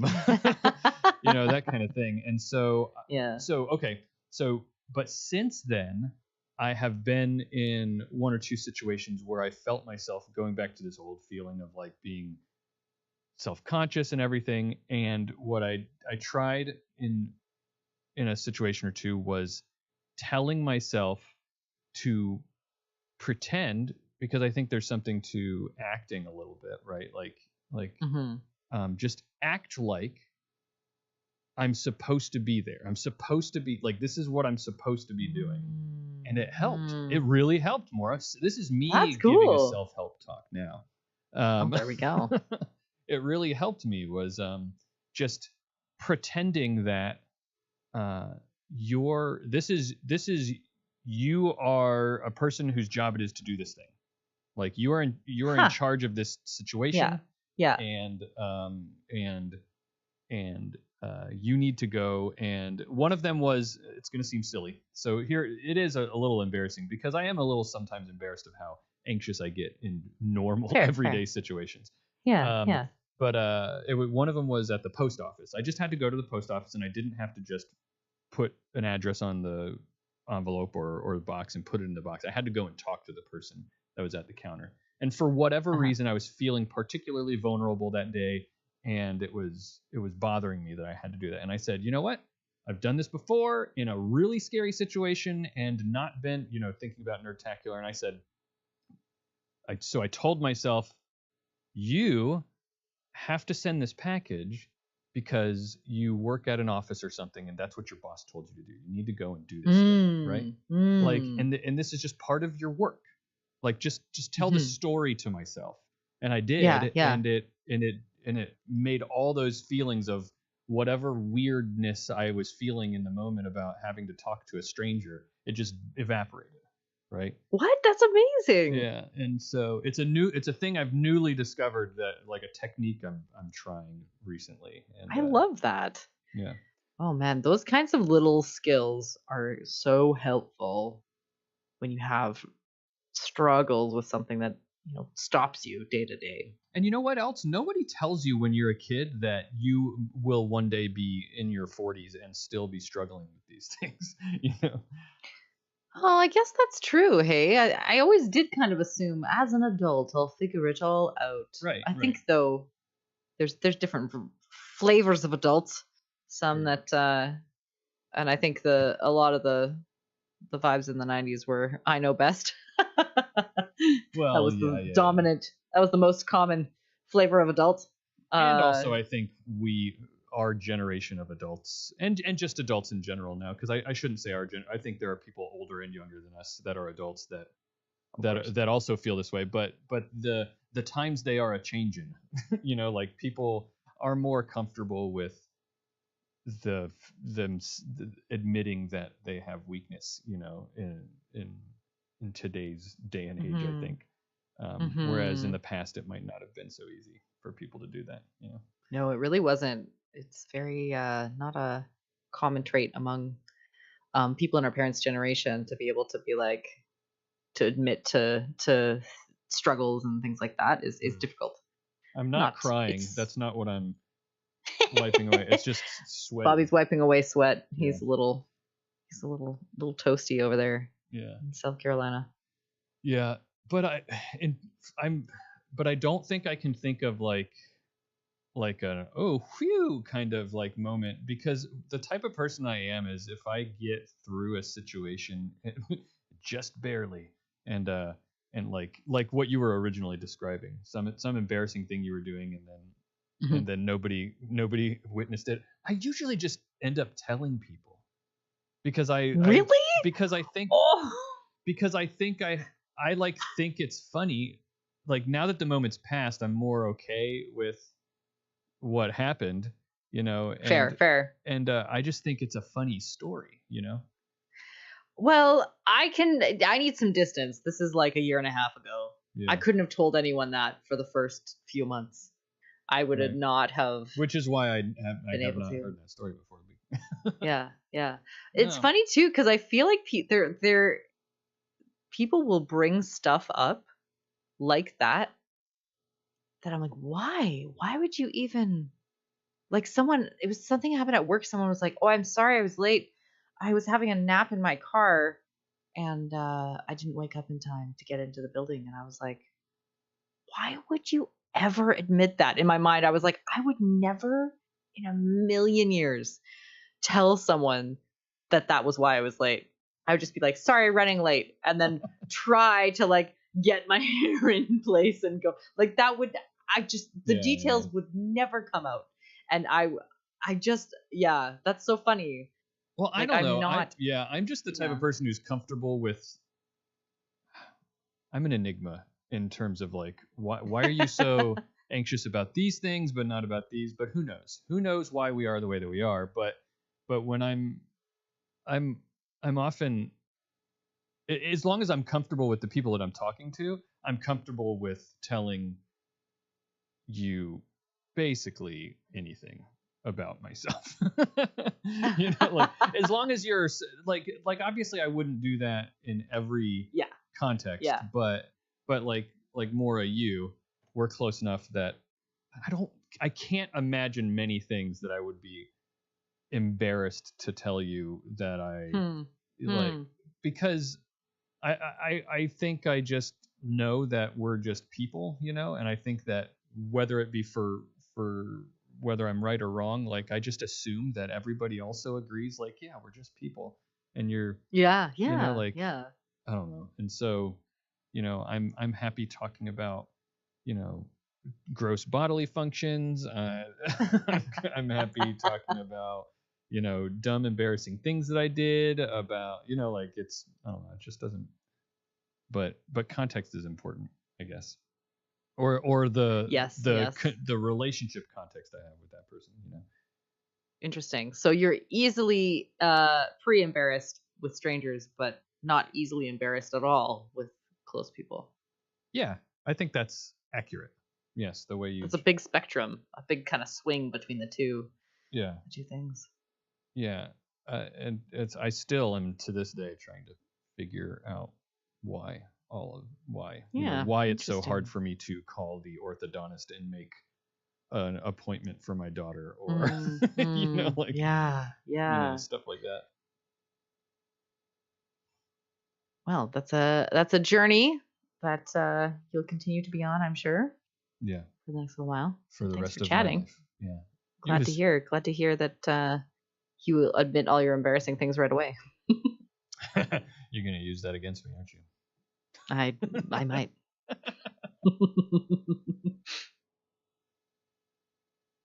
That's a coffee break chat, everyone. We did it. I'm gonna melt before this. Should I stop? Man. This is happening for you. Should I stop my recording now? Yeah. All right. I don't know if you saw that in the chat. Asmund said, it's talking about shipping human remains, which is. Oh, I did see that. I had to ship my wife's ashes, and it involves, according to the regulations, a box with a giant, huge label saying "human remains." Wow. That's just crazy. Yeah. That would be so strange. And you say they took it in stride. I imagine they got training.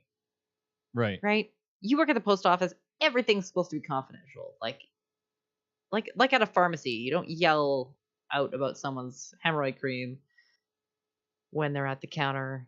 Right. When you're at the post office, you're not like, you don't who's in this box? You don't go like, whoa, like somebody died. Like that's, also, you know, like they're not going to be worried that you're a serial killer, because which serial killer puts the human remains in the box and labels it, you know? Oh, that is that must have been very difficult overall. Yeah, for sure. I hope not to make light of that situation, but I do find it funny that you were disappointed by the lack of reaction. You're like, oh, why aren't they more like, whoa? They must not have. They didn't ask very many questions, I guess. But certainly they have to ask correctly. Some questions. Yeah. Like I mean, I guess you could. Are you supposed to have these human remains? Again, though, you wouldn't put the big label on if. Yeah, that's true. Yeah. Maybe that's the core operating assumption. Yeah, maybe. They just took the box, huh? Interesting. Maybe. But then, that might be a ploy. That's what Kuzel Holly says. Exactly, it could be a ploy. What if you just do that and? But I think also the key there, before anybody gets the idea that this is how they're going to be a serial killer, boy, is you're leaving a paper trail. Right? Yeah, that is the thing. Well, I've heard there's a saying, don't do two crimes at the same time. So if you do the crime and then you follow the mail regulations, right, that's only one crime. You're right. You've only yeah. But anyway, are we ready for another episode? One more podcast to go.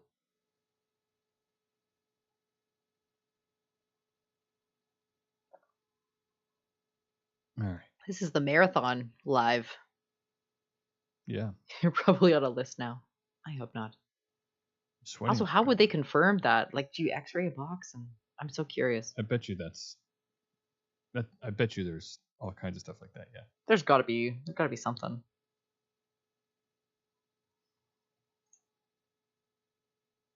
Alrighty.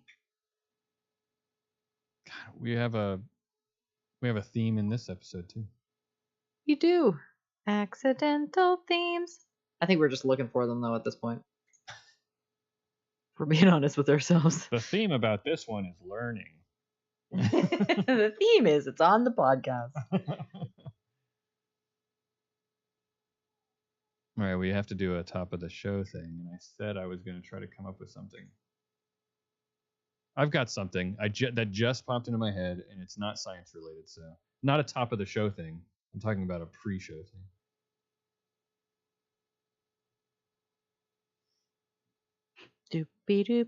So I don't have anything for the top of the show is what I'm saying, but I do have something for the pre-show. Oh yeah. And we have to clap again. I'm ready. All right, let's clap. 1, 2, 3, 4. 1, 2, 3, 4. 1, 2, 3, 4. Look, what we get to do for everyone is live on a science stream demonstrate how long it takes for this internet signal to travel from eastern United States to the western Canada, because the clap, it's not happening at exactly the same time. Well, would they hear the delay on the YouTube they're stream? seeing it on here because it's being recorded on my computer and then uploaded to the internet. And can you see in the waveform the delay? Yeah, for sure. How long is it? How many microseconds? It doesn't feel that long. I don't know. I don't actually see it on the waveform. I can see it, but I can see it in the video that's being encoded. It's less than a second. Interesting. Well, yeah, I would think so. I think our conversation would feel very unnatural if it was longer than like 100 milliseconds. Yeah. Maybe we could measure it and use it to record the distance or derive the distance between us. I don't think that's how it works. No, because we'd have to assume a straight line. Yeah. And we don't have that. So then we have to figure out net lag. Yeah. Internet. Internet. Internet. You ever known anybody named Lynette? I think so. Isn't yes, that I did. A French name? I think so. Yeah, I knew a Lynette. Now we sound like an old married couple. Yeah. We're just stream of consciousness between two people. Yeah. I knew a Lynette. Well, here's my stream of consciousness. I do have something I wanted to ask you in the pre-show, and that is, why did you name your children what you named them? Oh, good question. Bennett is a family name. Yeah. The name of my my husband's grandfather. And Maeve is also a family name on my side, my mom's cousin. And it was important to me that they both had Irish names. So Bennett is Irish? Mm-hmm. I knew Maeve was Irish. Yeah. But I did not know that. And I just like them. Bennett, Maeve. Do you think that what do you think about like what people's names mean? Do you ever think about that? Like, Yeah. Well, do you mean like their technical meaning in their original language kind of thing? Yeah, like my name means king of the mountain or something like that. Yeah, yeah. I do sometimes think about that.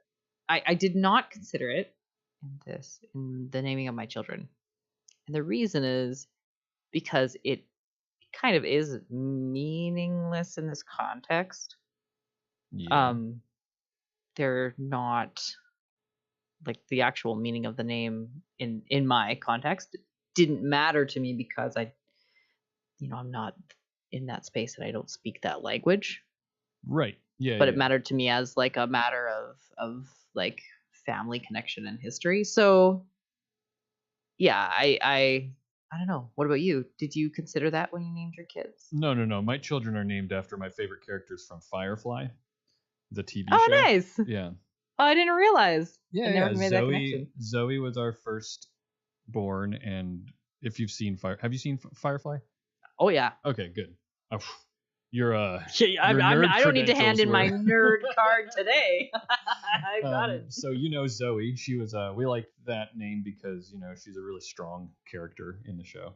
And then Kaylee is she's really smart but also bubbly and friendly, and so we just like those characters a lot for those reasons. Yeah. And so we named, but whether they were like we had other, it was always going to be somebody. So like if we had a boy, it was going to be Malcolm, of course. Good. Good. And not Wash. Yeah, I actually wanted it to be Washburn because that's his name, Washburn. But much like the name Funky Town, listen to the pre-show from last week. That was Stephanie was not having Washburn. It is a bit of an unusual name. Yeah. He's definitely a favorite of mine. Of course. Show. Yeah. He's so great.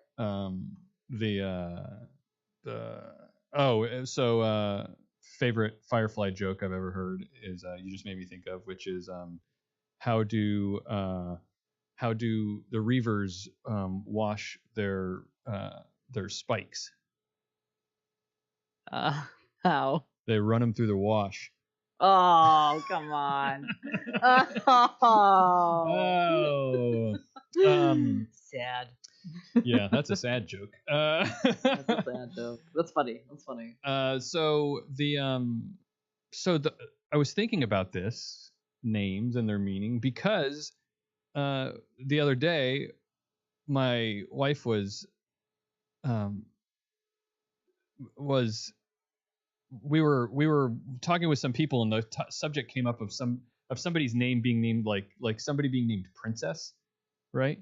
And we were like, oh, that's a weird name, or they were like, oh, that's a weird, why would you name your child Princess? And I was like, but there are lots of names that mean things like that in the language from which they are derived. So how is that any different?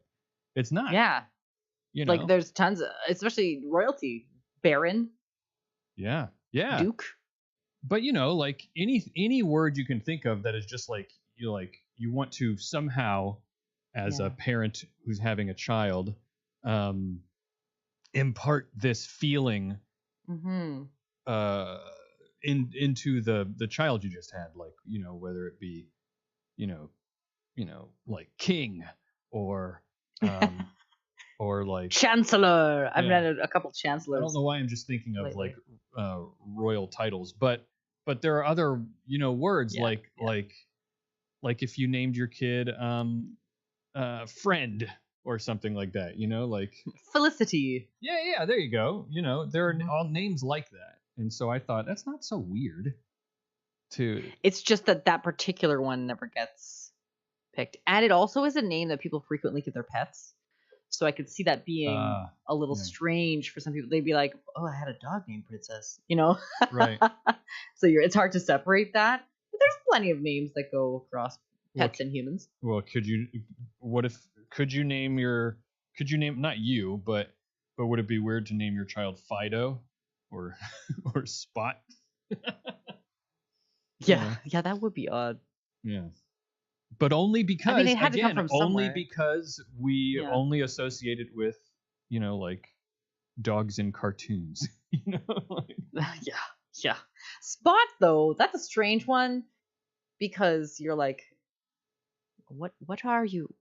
Usually it's like a spotted dog. You know what I mean? Like, yeah. does your kid have freckles? Like, is that why you're calling them that? Like, are you naming your kid Boots or Socks? yeah, exactly. Mittens. Yeah. My sister has an orange cat named Cheddar. I don't think we would want to go that route. Yeah, that's funny. Yeah, it's a good name. It's a good name for a cat.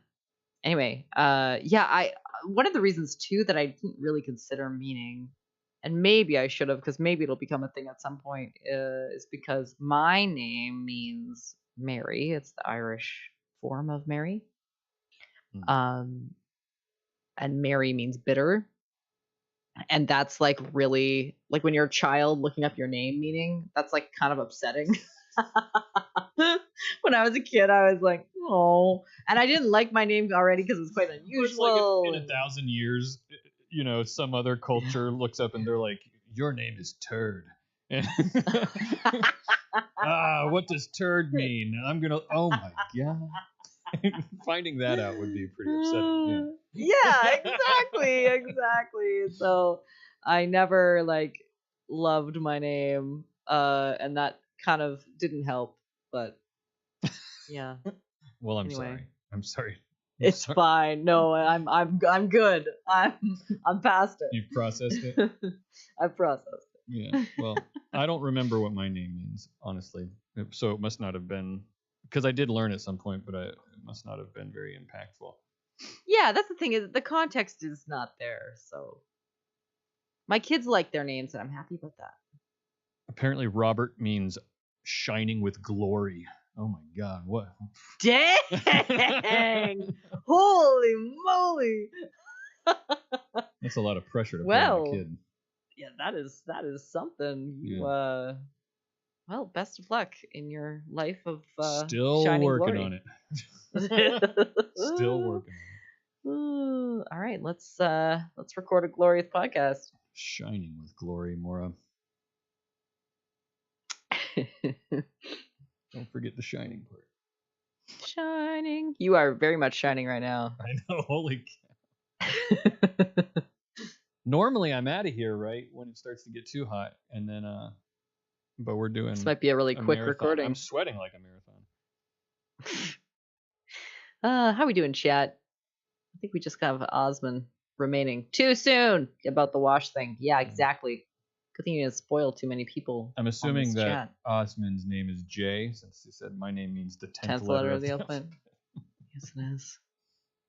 I named my child after a character on West Wing. Yeah, I've never seen that show. A lot of people do character names. Yeah. Why not? Mm-hmm. My participant list is unreliable. So if I say you're not here, Holly, I see that you're here. If I say you're not here, I'm sorry. Oh yeah, I don't trust that, because I think it's it's just looking at people that have participated in chat within a certain period of time, not people recently, who are watching, right? Mm-hmm. So I think you are right. All right. Let me top off my coffee. That'll help me cool down.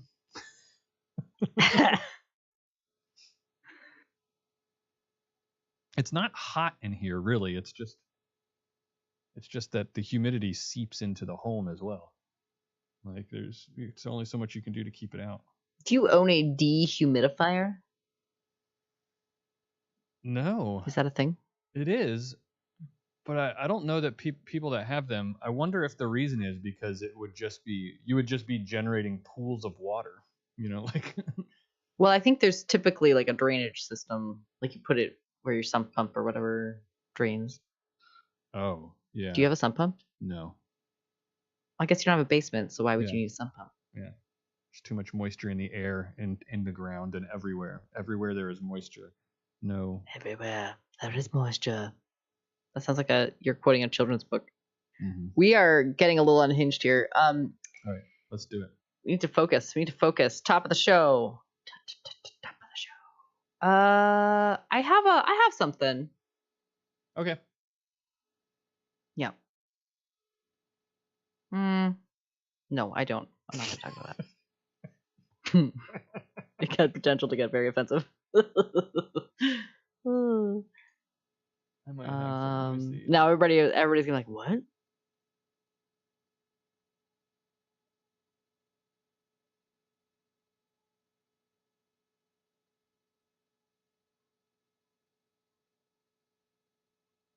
All right, I've got something. Okay. It's just something that I read and okay, and did not write down any great detail. So good for the top. Okay. Ready? Ready. Hey everyone, it's August 3rd, 2026, and you're listening to All Around Science. My name's Maura Armstrong. And I'm Bobby Frankenberger, and we are two huge fans of science here to get you caught up on what's going on in the world of science and just generally geek out about science stuff. We are recording this episode live, just like we did last week. But it bears mentioning because we enjoy doing that so much. And how are you doing, Maura? I'm doing all right. It's been a long 20 minutes since last week's recording. Yeah, right. Yeah. No, I'm doing good. I really miss doing live shows, so I'm super happy that we got to do a double one this time around. Yeah, this has been really fun. To everybody who showed up. I've complained a lot about sweating, but I sweat all the time, so I don't know why I complain so much. It can be I don't know. It can be like near freezing temperatures, and I'm still sweating. I don't know why. It's just annoying. That's just annoying. It is really annoying. Right? Yeah, I had to be on. Change your clothes all the time. I had to be on some kind of medication when I was a kid, not to stop sweating, but there was a concern. It was like a supplement. There was a concern that I was low on potassium or something, and they said that it was probably because it was coming out in my sweat because I sweat so much. But it is what it is. It is what it is. I read something today that I thought was really interesting, and it made me it inspired in a question in my head about how people are born and how we grow and everything. And it was that they did some kind of study and found that people, like even grown people, you have brain cells in your brain. You have cells from your mother that continue to exist for decades, and they grow and multiply, and they turn into different kinds of cells. Like when you're younger, they tend to be like just straight up neurons that are from your mother, and then later they are like microglial cells, and then some of them are cells that form the sheath around neurons and all this kind of stuff. But I don't think they understand why it is that happens yet. That's wild.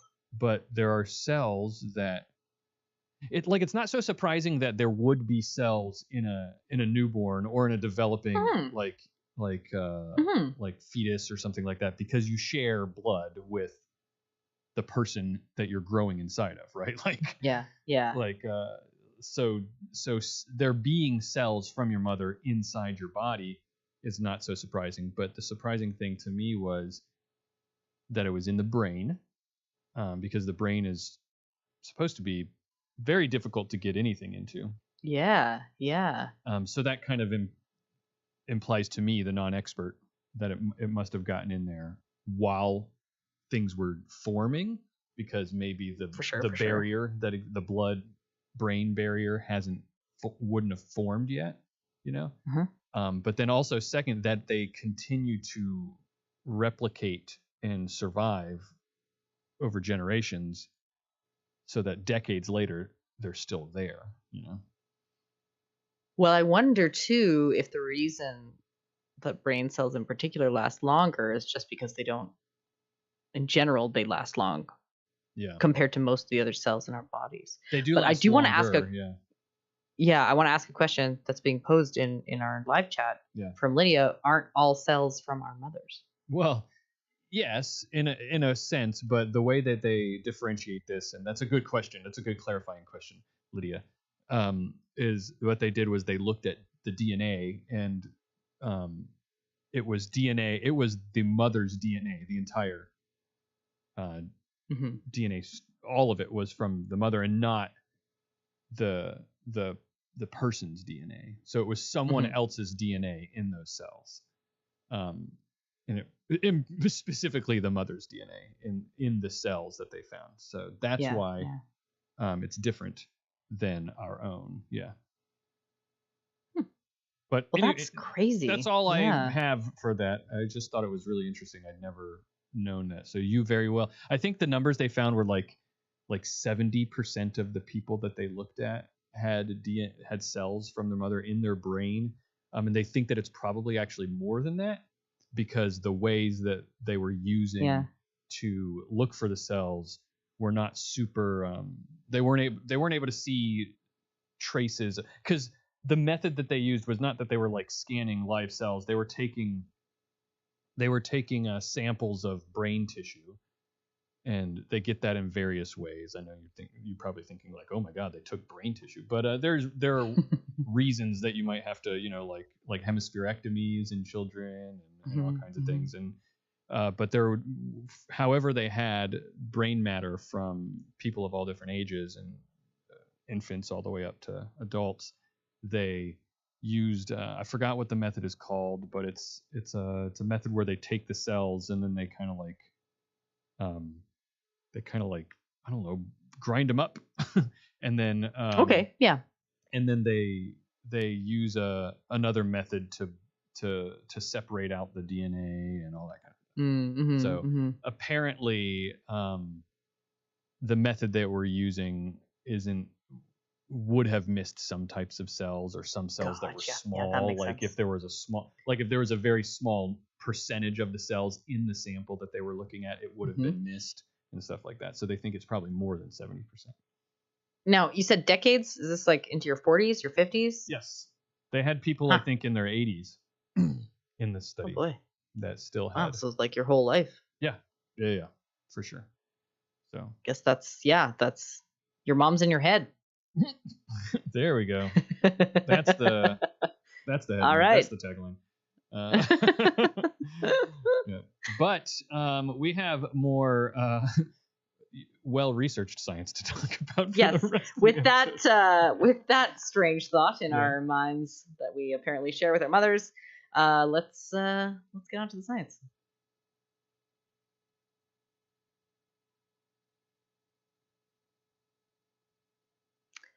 I need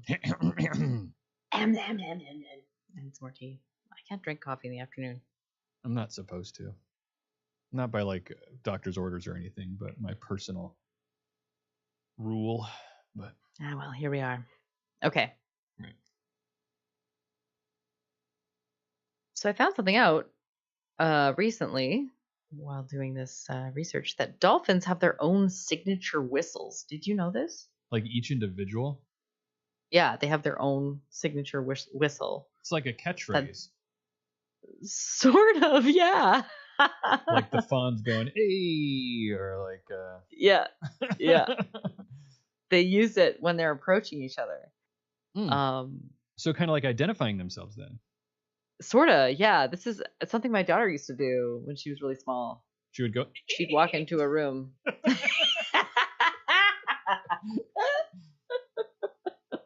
Sorry, I couldn't. No, she'll walk into a room. She would walk into a room and be like, "I'm Maeve." Right, there you go. It's just a habit she had as a toddler, and it was very endearing. And I guess dolphins do this. They just announce themselves when approaching, and if they're separated from their group, they'll use it over and over. Oh, really? Like they're looking for someone. Yeah, they're like, "I'm Maeve. I'm Maeve. I'm Maeve. I'm Maeve." Yeah. Occasionally, one dolphin will make another dolphin's whistle. They do sometimes make each other's, and they will reply vocally, like they'll vocalize when they hear their own whistle. Interesting. Yeah, so it sounds when you're when you start to kind of think about it, and I just directly compared it to having a name. Yeah. But interestingly, the behavior of making this whistle and responding to it doesn't actually tell us for sure that they have a cognitive conception of names. Right. It definitely points in that direction. Like that is, a very strong set of circumstances saying probably in their brain they're able to abstract the concept that this sound equals me or this sound equals that other dolphin. Sure. But that's not really proof, like just these observations. Right. To see that proof, we need to observe dolphins associating the signature whistle with the specific individual. Okay. And how do we do that? Good question, because that, replying to your own whistle. Okay. It's not quite, is that evidence? It's not quite there. Humans do this all the time. We are always associating specific names with specific individuals, but we are kind of the opposite. Like most people don't run into a room saying I'm Maeve. We use names to address others. Right. Not ourselves. In fact, someone walks into the room and we kind of say, "You're Maeve," because we said, "Hey, Maeve." Yeah, exactly. It's in reverse, and of course, again, it still doesn't mean that they're not conceiving of this in an abstract way, but we just can't know for sure. Right. So for us to prove that they're connecting that whistle to known, and here's a word I learned, conspecifics. It is a noun that means another individual of the same species. Oh, yeah. I learned so a new to word me, today. You're a conspecific. and to you, I'm a conspecific. Wow. It's weird. It's just a weird word. Yeah. Because it sort of sounds like an adjective, right? Yeah. If you're describing a thing. But anyway. So for us to prove that connection, we have to see dolphins reacting to some cue that they already have connected with another specific dolphin. Mm-hmm. Now, the obvious way to do this is to bring a few dolphins in one by one and see, like, oh, did you know that this is dolphin X or Y? If I could make dolphin sounds right now, I would, but I can't. Yeah. I'm very bad at it. You did a pretty good one. I can't either. No. I just demonstrated that I can't. But go ahead. Fair enough. So yeah, like when you hear a sound, do you anticipate this? This particular dolphin will come out, and can they measure that anticipation and so on. Mm-hmm. But one of the reasons they didn't do that specific one is that dolphins are highly social, and the reactions might more be an indicator of complex social hierarchies or other behaviors, mm-hmm. rather than name association. And we can't really separate them out. I think a really good way to a good analogy for this is like if you were in a psychological study where you had to sit across from a stranger and do some kind of test or whatever, but then your ex walked in, yeah, and they were the person you had to sit across from, you have to throw out those results. Like that's not right. Yeah. If it's based on having a stranger, you can't really use that. And we have no way of knowing who the dolphin X's are. So right. They relied on, this has like this whole preamble is to tell you this insane fact.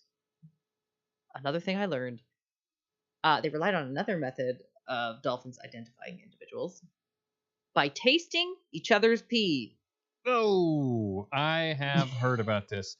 I saw one time like a whole news story. We might have even talked about it on here, or maybe it was some other thing that I did, but dolphins. Oh no, it was my daughter taught me all about it, is what it was.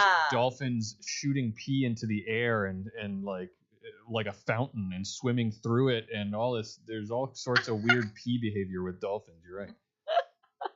It is very gross. But here's the thing that I want to say, because as soon as you hear that, you think of the grossness of having pee in your mouth. But humans are in a fluid together all the time, and that fluid is air.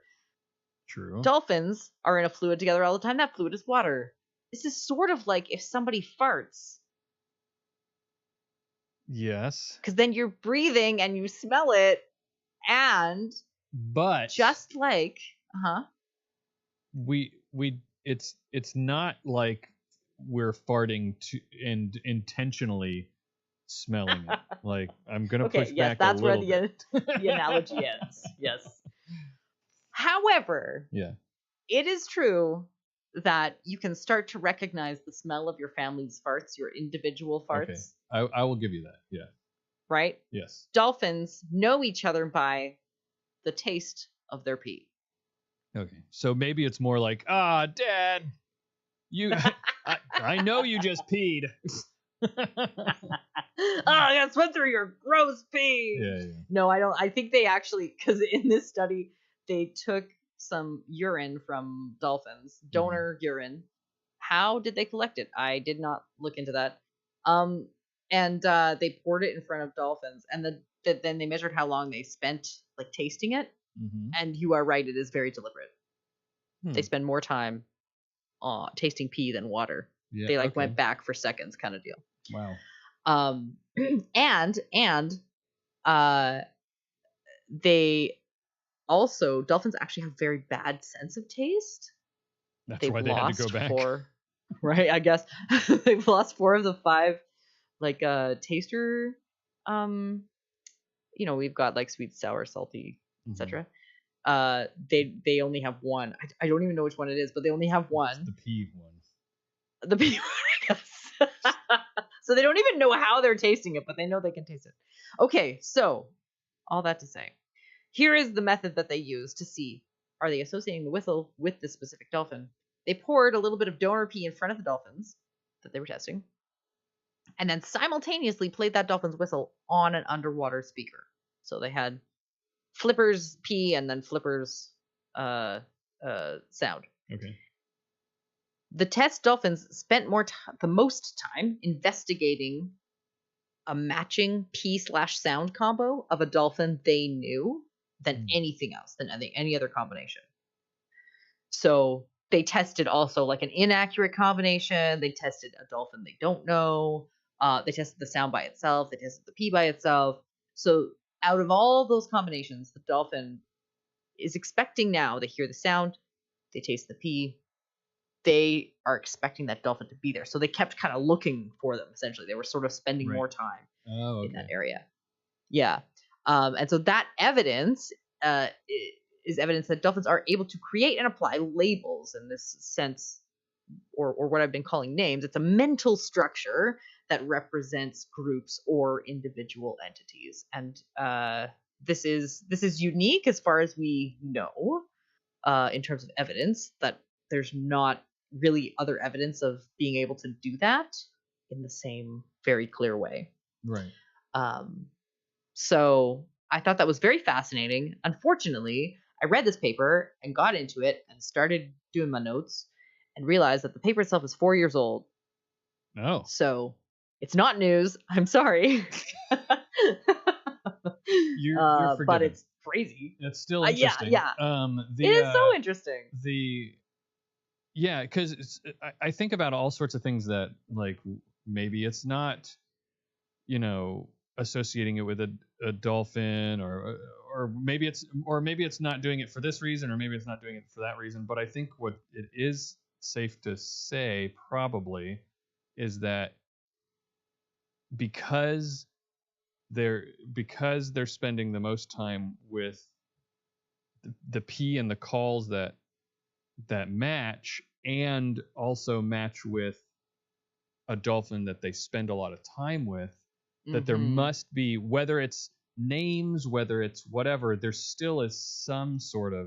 got to be some sort of cognitive component there doing something. For sure. For sure.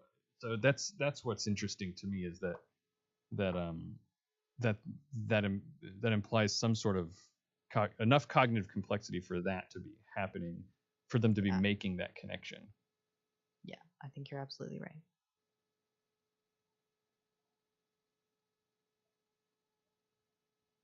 All right.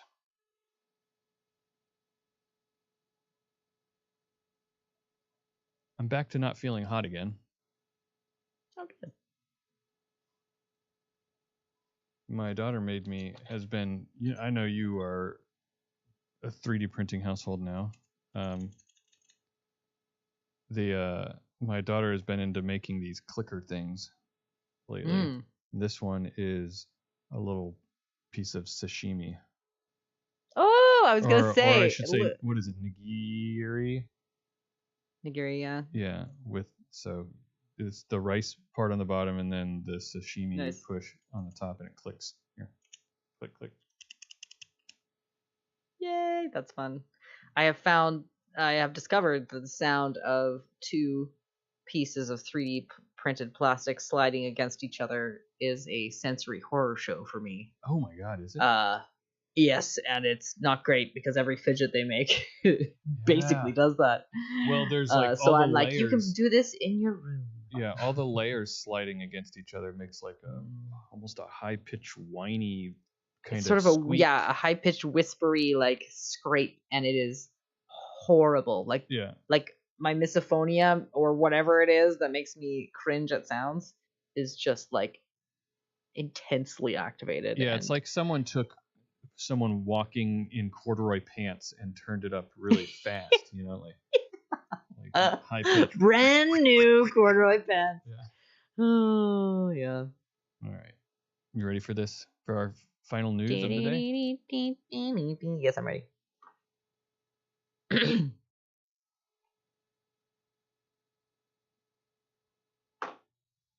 Maura, what are dolphins? What type of animal are they?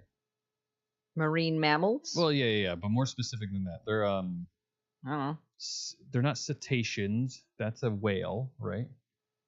I feel like you just want to show off that you know. No, I actually don't.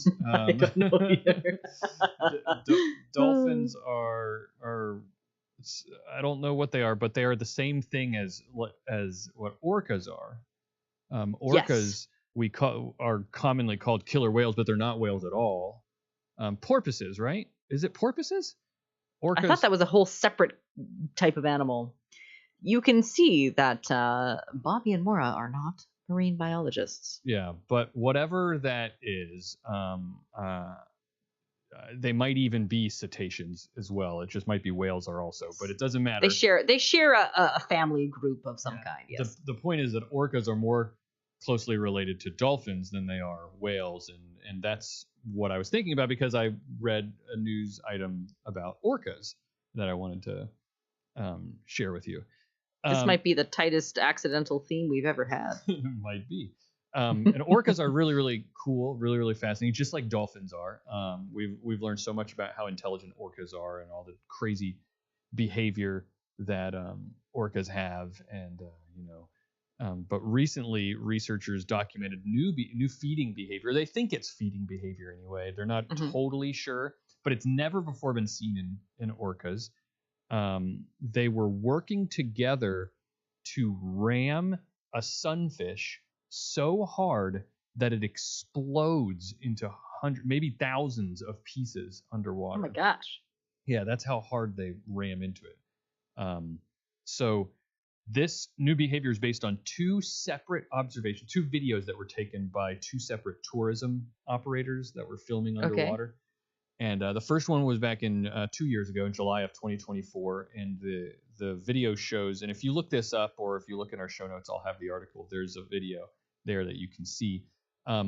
There's 3 adult females, an adult male, and a juvenile orca are all together. One of the adult females holds the carcass of an adult sharp-tail sunfish. It already had its internal organs removed because that's how orcas eat these animals. They'll remove the internal organs first. They'll kind of tear it open. That's just their normal feeding behavior. Okay. But the different thing about this is that the female was holding the carcass of the adult sunfish, and then an adult male accelerated toward the sunfish, and the female who was holding it released it just a fraction of a second before the male hit it. And then they hit it, and it just explodes into thousands of little pieces. And then the juvenile moved in and started eating the little fragments that were all over the place. That was the first video. Now, if there was only one of these videos, you might think that was just some kind of weird fluke, right? But there was a second video that was taken in September of last year, almost a year later, or just over a year later, and it was a similar sequence, but this time it was 3 adult males and 1 juvenile, and did the same thing, just like the exact same sequence of behaviors, held on to it. Now, both of these happened in a similar part of the world. I think that's not something that they focused on in the article or anything like that, but I think that's just important information to have. It's around the Gulf of California off the coast of Mexico. There's just an area around there that where both of these happened. And so experts think that because this happened twice at 2 separate times, it might not just be an accident, but possibly learned behavior that might be being passed on to different groups. So like I said, this isn't the normal way orcas hunt. They do disable. So the way they normally do, especially sunfish are very big fish, by the way. I don't know if you know. They're I didn't know this about them until I started reading about this. They're like 10 feet long. They weigh like 4,000 pounds. I didn't know they're that big. They're huge. They were described as giant pancakes of soft tissue. Yeah, because they're very flat, aren't they? They're flat and round, and they're just really, really big. And so what they normally do, the orcas in this area will eat these fish all the time. And what they normally do is they'll disable the fins, they'll cut open the body, remove the organs, and then just feed on the carcass. So they did all of that, except they added this ramming behavior, and that's the new thing. And so the question being, why are they doing this? And of course the answer is we don't know. But they do have a couple of hypotheses. I want to hear what your thoughts are just after hearing this. What do you think might be going on? Yeah, I'd be curious to know some more context. Like, is this the kind of thing in their pods? Do they have a feeding order? There's sort of a social hierarchy where certain certain individuals will eat first or last, and so I wonder if this is part of that. Like, that would be my question, if that's involved. And is it a kind of a thing where just a practical piece where juveniles lack the ability to do a specific, like, can they rip out with their teeth, or is it helpful? Like you cut up your kids' food or whatever. So I wonder if that's part of what's going on. They could be playing too. Yeah, so you've already named 2 of the hypotheses that the experts have. The leading hypothesis is that one you said about feeding young. They think that especially because in both situations juvenile orcas were involved, they think, and they observed after the carcass exploded that these juvenile orcas moved in almost immediately and started feeding on the pieces. So they think that, just like you said, it could be that they've learned this behavior and to easily and efficiently sort of like make it easier for these small young orcas to eat, right? Another one, as you implied, they think maybe they're playing. Orcas are known to engage in all kinds of play behavior. They'll toss their prey around. You remember hearing about the salmon hats that orcas had? Oh yeah, I think I did hear about that. They had. Can you refresh my memory? There was an orca that was observed it wasn't in this part of the world, but it was somewhere else.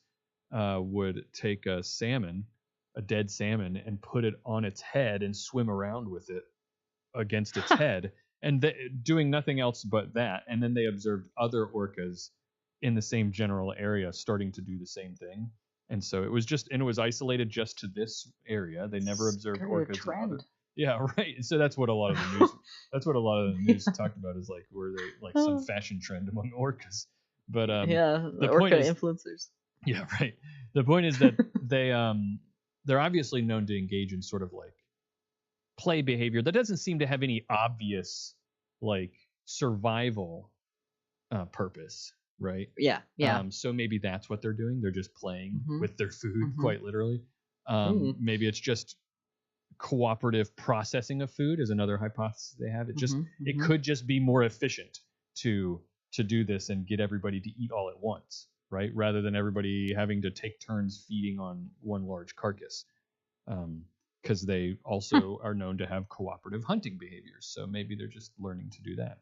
Yeah, yeah. So we don't know. But one question that I had, this sort of made, as I was thinking about this, made me think of is how, like, what is play, and how can we tell useful behavior, quote unquote, useful or survival behavior from one that might not be that? Like, so how do we operationalize play in the first place when we're seeing animals? Because I think sometimes when you really start to dig in, the lines between play and what you might call quote unquote useful behavior are blurred. Even in humans, the line's blurred, right? Oh, 100%. Yeah. Like this reminds me of a piñata. That's a playful thing. Right. And you get food at the end. Maybe it was the orca's birthday. And they were just taking turns smashing into the sunfish. Right? Like that's essentially what they did, and we do that all the time, and it is sort of play, but you're also getting food.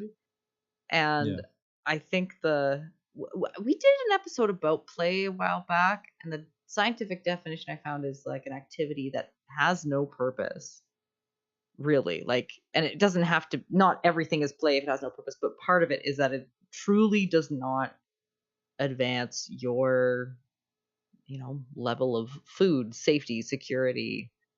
Right. Like there's no like it's reason not being done for a direct obvious benefit. I think where the blurry lines get is that can't we say that any play does serve a purpose somewhere, but like a toddler is not playing with cars on the carpet because it's serving a purpose, even though it might be, teaching them like something. It could be a developmental piece, but outside of that, like, play doesn't serve this purpose. And play often, like, once you're past those developmental stages, you still do play as an adult, right? In various ways, maybe not so much with cars, but also maybe with cars. So I don't know, it's interesting. It is kind of a gray area, I'd say. Yeah, I think so too. I think so too. That'll be a line that I cut out in the edit. Okay, I'm gonna borrow from Osman for the wrap up here. All right, that's it. We're going to the wrap up. Let's do it. Finally getting there. This is it. Just kidding. We keep talking about it like this was a chore for us, but we really do enjoy this. It is. It's long. It's a lot. The beauty of doing a live show is sometimes our audience fact checks us. Oh. And so thank you, Osman. Good. For letting us know that killer whales and dolphins are both in the order of Cetacea. Like I said, cetaceans. Yeah. And the family of Delphinidae. So they are both dolphins. Mm-hmm. But maybe not all dolphins are porpoises. I think that's what you were saying. Not all dolphins are porpoises. Because I was saying, maybe orcas are porpoises, but no, I think it's just porpoises are dolphins. Then that must be the case. Osman also said porpoise is a dolphin, and so is killer whale. Oh, okay. So yeah, porpoise is a type of dolphin. Killer whale is a type of dolphin. There we go. Nailed it. Delphinidae. Yeah, we're basically we figured it out. Marine biologists now. Oh, thank you, Osman, for your for your fact checking. Yeah, that's a good reminder that we love it when people correct us. Like, genuinely, we do. Because we're not experts on any of these things. We're just discovering alongside you. So yeah, exactly. Point us in the right direction if we're wrong. That's a good time to say that this is it for this episode of All Around Science. Thank you, everybody, for listening. And if you do have questions or feedback or want to correct us or tell us what we might have mistaken, then you can email us at contact@allaroundscience.com. Head to allaroundscience.com for our socials and to join our Discord server so you can hear more about marine biology. Yeah, because we're marine biologists now. And my name is Bobby. I'm Maura. And we'll see you next week for some more science stuff.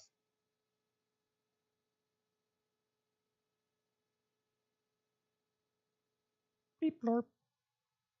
Blarp blarp.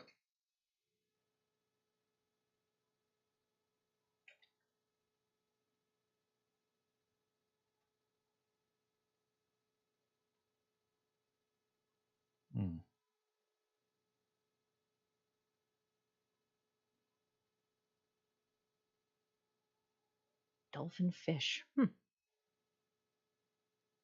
right. All right. You're up. On today's episode, do dolphins have names? And orcas have the weirdest piñatas. All that and more today on All Around Science. We did it, everyone. We did it. So do you know what I'm about to do, Maura? What are you about to do? I'm about to export my files to MP3s. You know what I'm about to do? When we're done here, I sometimes make it all about me. I try to, say, like, what are you doing? And then I'll talk about myself. I'm about to, when we're done here, we're going to read the last chapter of Harry Potter and the Deathly Hallows. Oh my gosh, wow. So, and reading it out loud. And then on tomorrow, we're going to watch both the movies. My kids. Oh, nice. So it occurred to me this past week that in about an hour and a half or so, I will be able to say that I read the entire Harry Potter series out loud. Oh, Isn't that interesting? wow. Isn't that interesting to be that is a lot. That's a lot of reading. And after a long podcast recording session, your voice is going to be tired. Well, hopefully there's lots of Hagrid then, because I'll be able to do that voice really, really well. I don't think there is much in that last chapter. Darn. Sorry. He's there a little bit, but it's sort of a who's who, right? You get like everybody kind of chiming in, so there's no one big focus, if I recall correctly. No, well, you enjoy. I am going to enjoy. I realize that when you read all of it out loud, you get a lot of the voices wrong, and I realize that my daughter is really good at keeping track of them because she will tell me that I've gotten it wrong all the time. So it's helpful. I have that feedback. I have trouble being consistent with voices when I read to my kids as well. So. Well, especially when it's like a side character that you were like, one time you were like, oh, I came up with a good voice for this Lavender person. Brown. Yeah, like what is Lavender Brown? Like who's? I don't know. What does she sound like? I don't know. I used to when I did when I was running a campaign, I would like imagine each character as sort of an animal and how I would think that animal would talk, and I'd write it next to their name, and then I was a little more consistent because I'm like, oh, you sound like a badger. Like my thought of how a badger would sound sort of is always the same. That's a pretty good trick. Yeah. Thanks for telling me now on the last chapter. You're welcome. Yeah, that's a neat trick. Yeah. There you go. That's for free. You can have that. Okay. I appreciate it. Everyone in the chat. Save. All I'm right. saving things too. So. All right. Well, everybody thanks, everyone. Thanks for hanging out with us, especially those of you who are here at the beginning and are still here at the end. The bitter end. This was a long recording, but not as long as I thought it was going to be. It was great. Yeah. It was awesome. And now I'm gonna upload some audio files. Thanks, folks. Hope to see you at the next one. Yep. Bye-bye. Bye.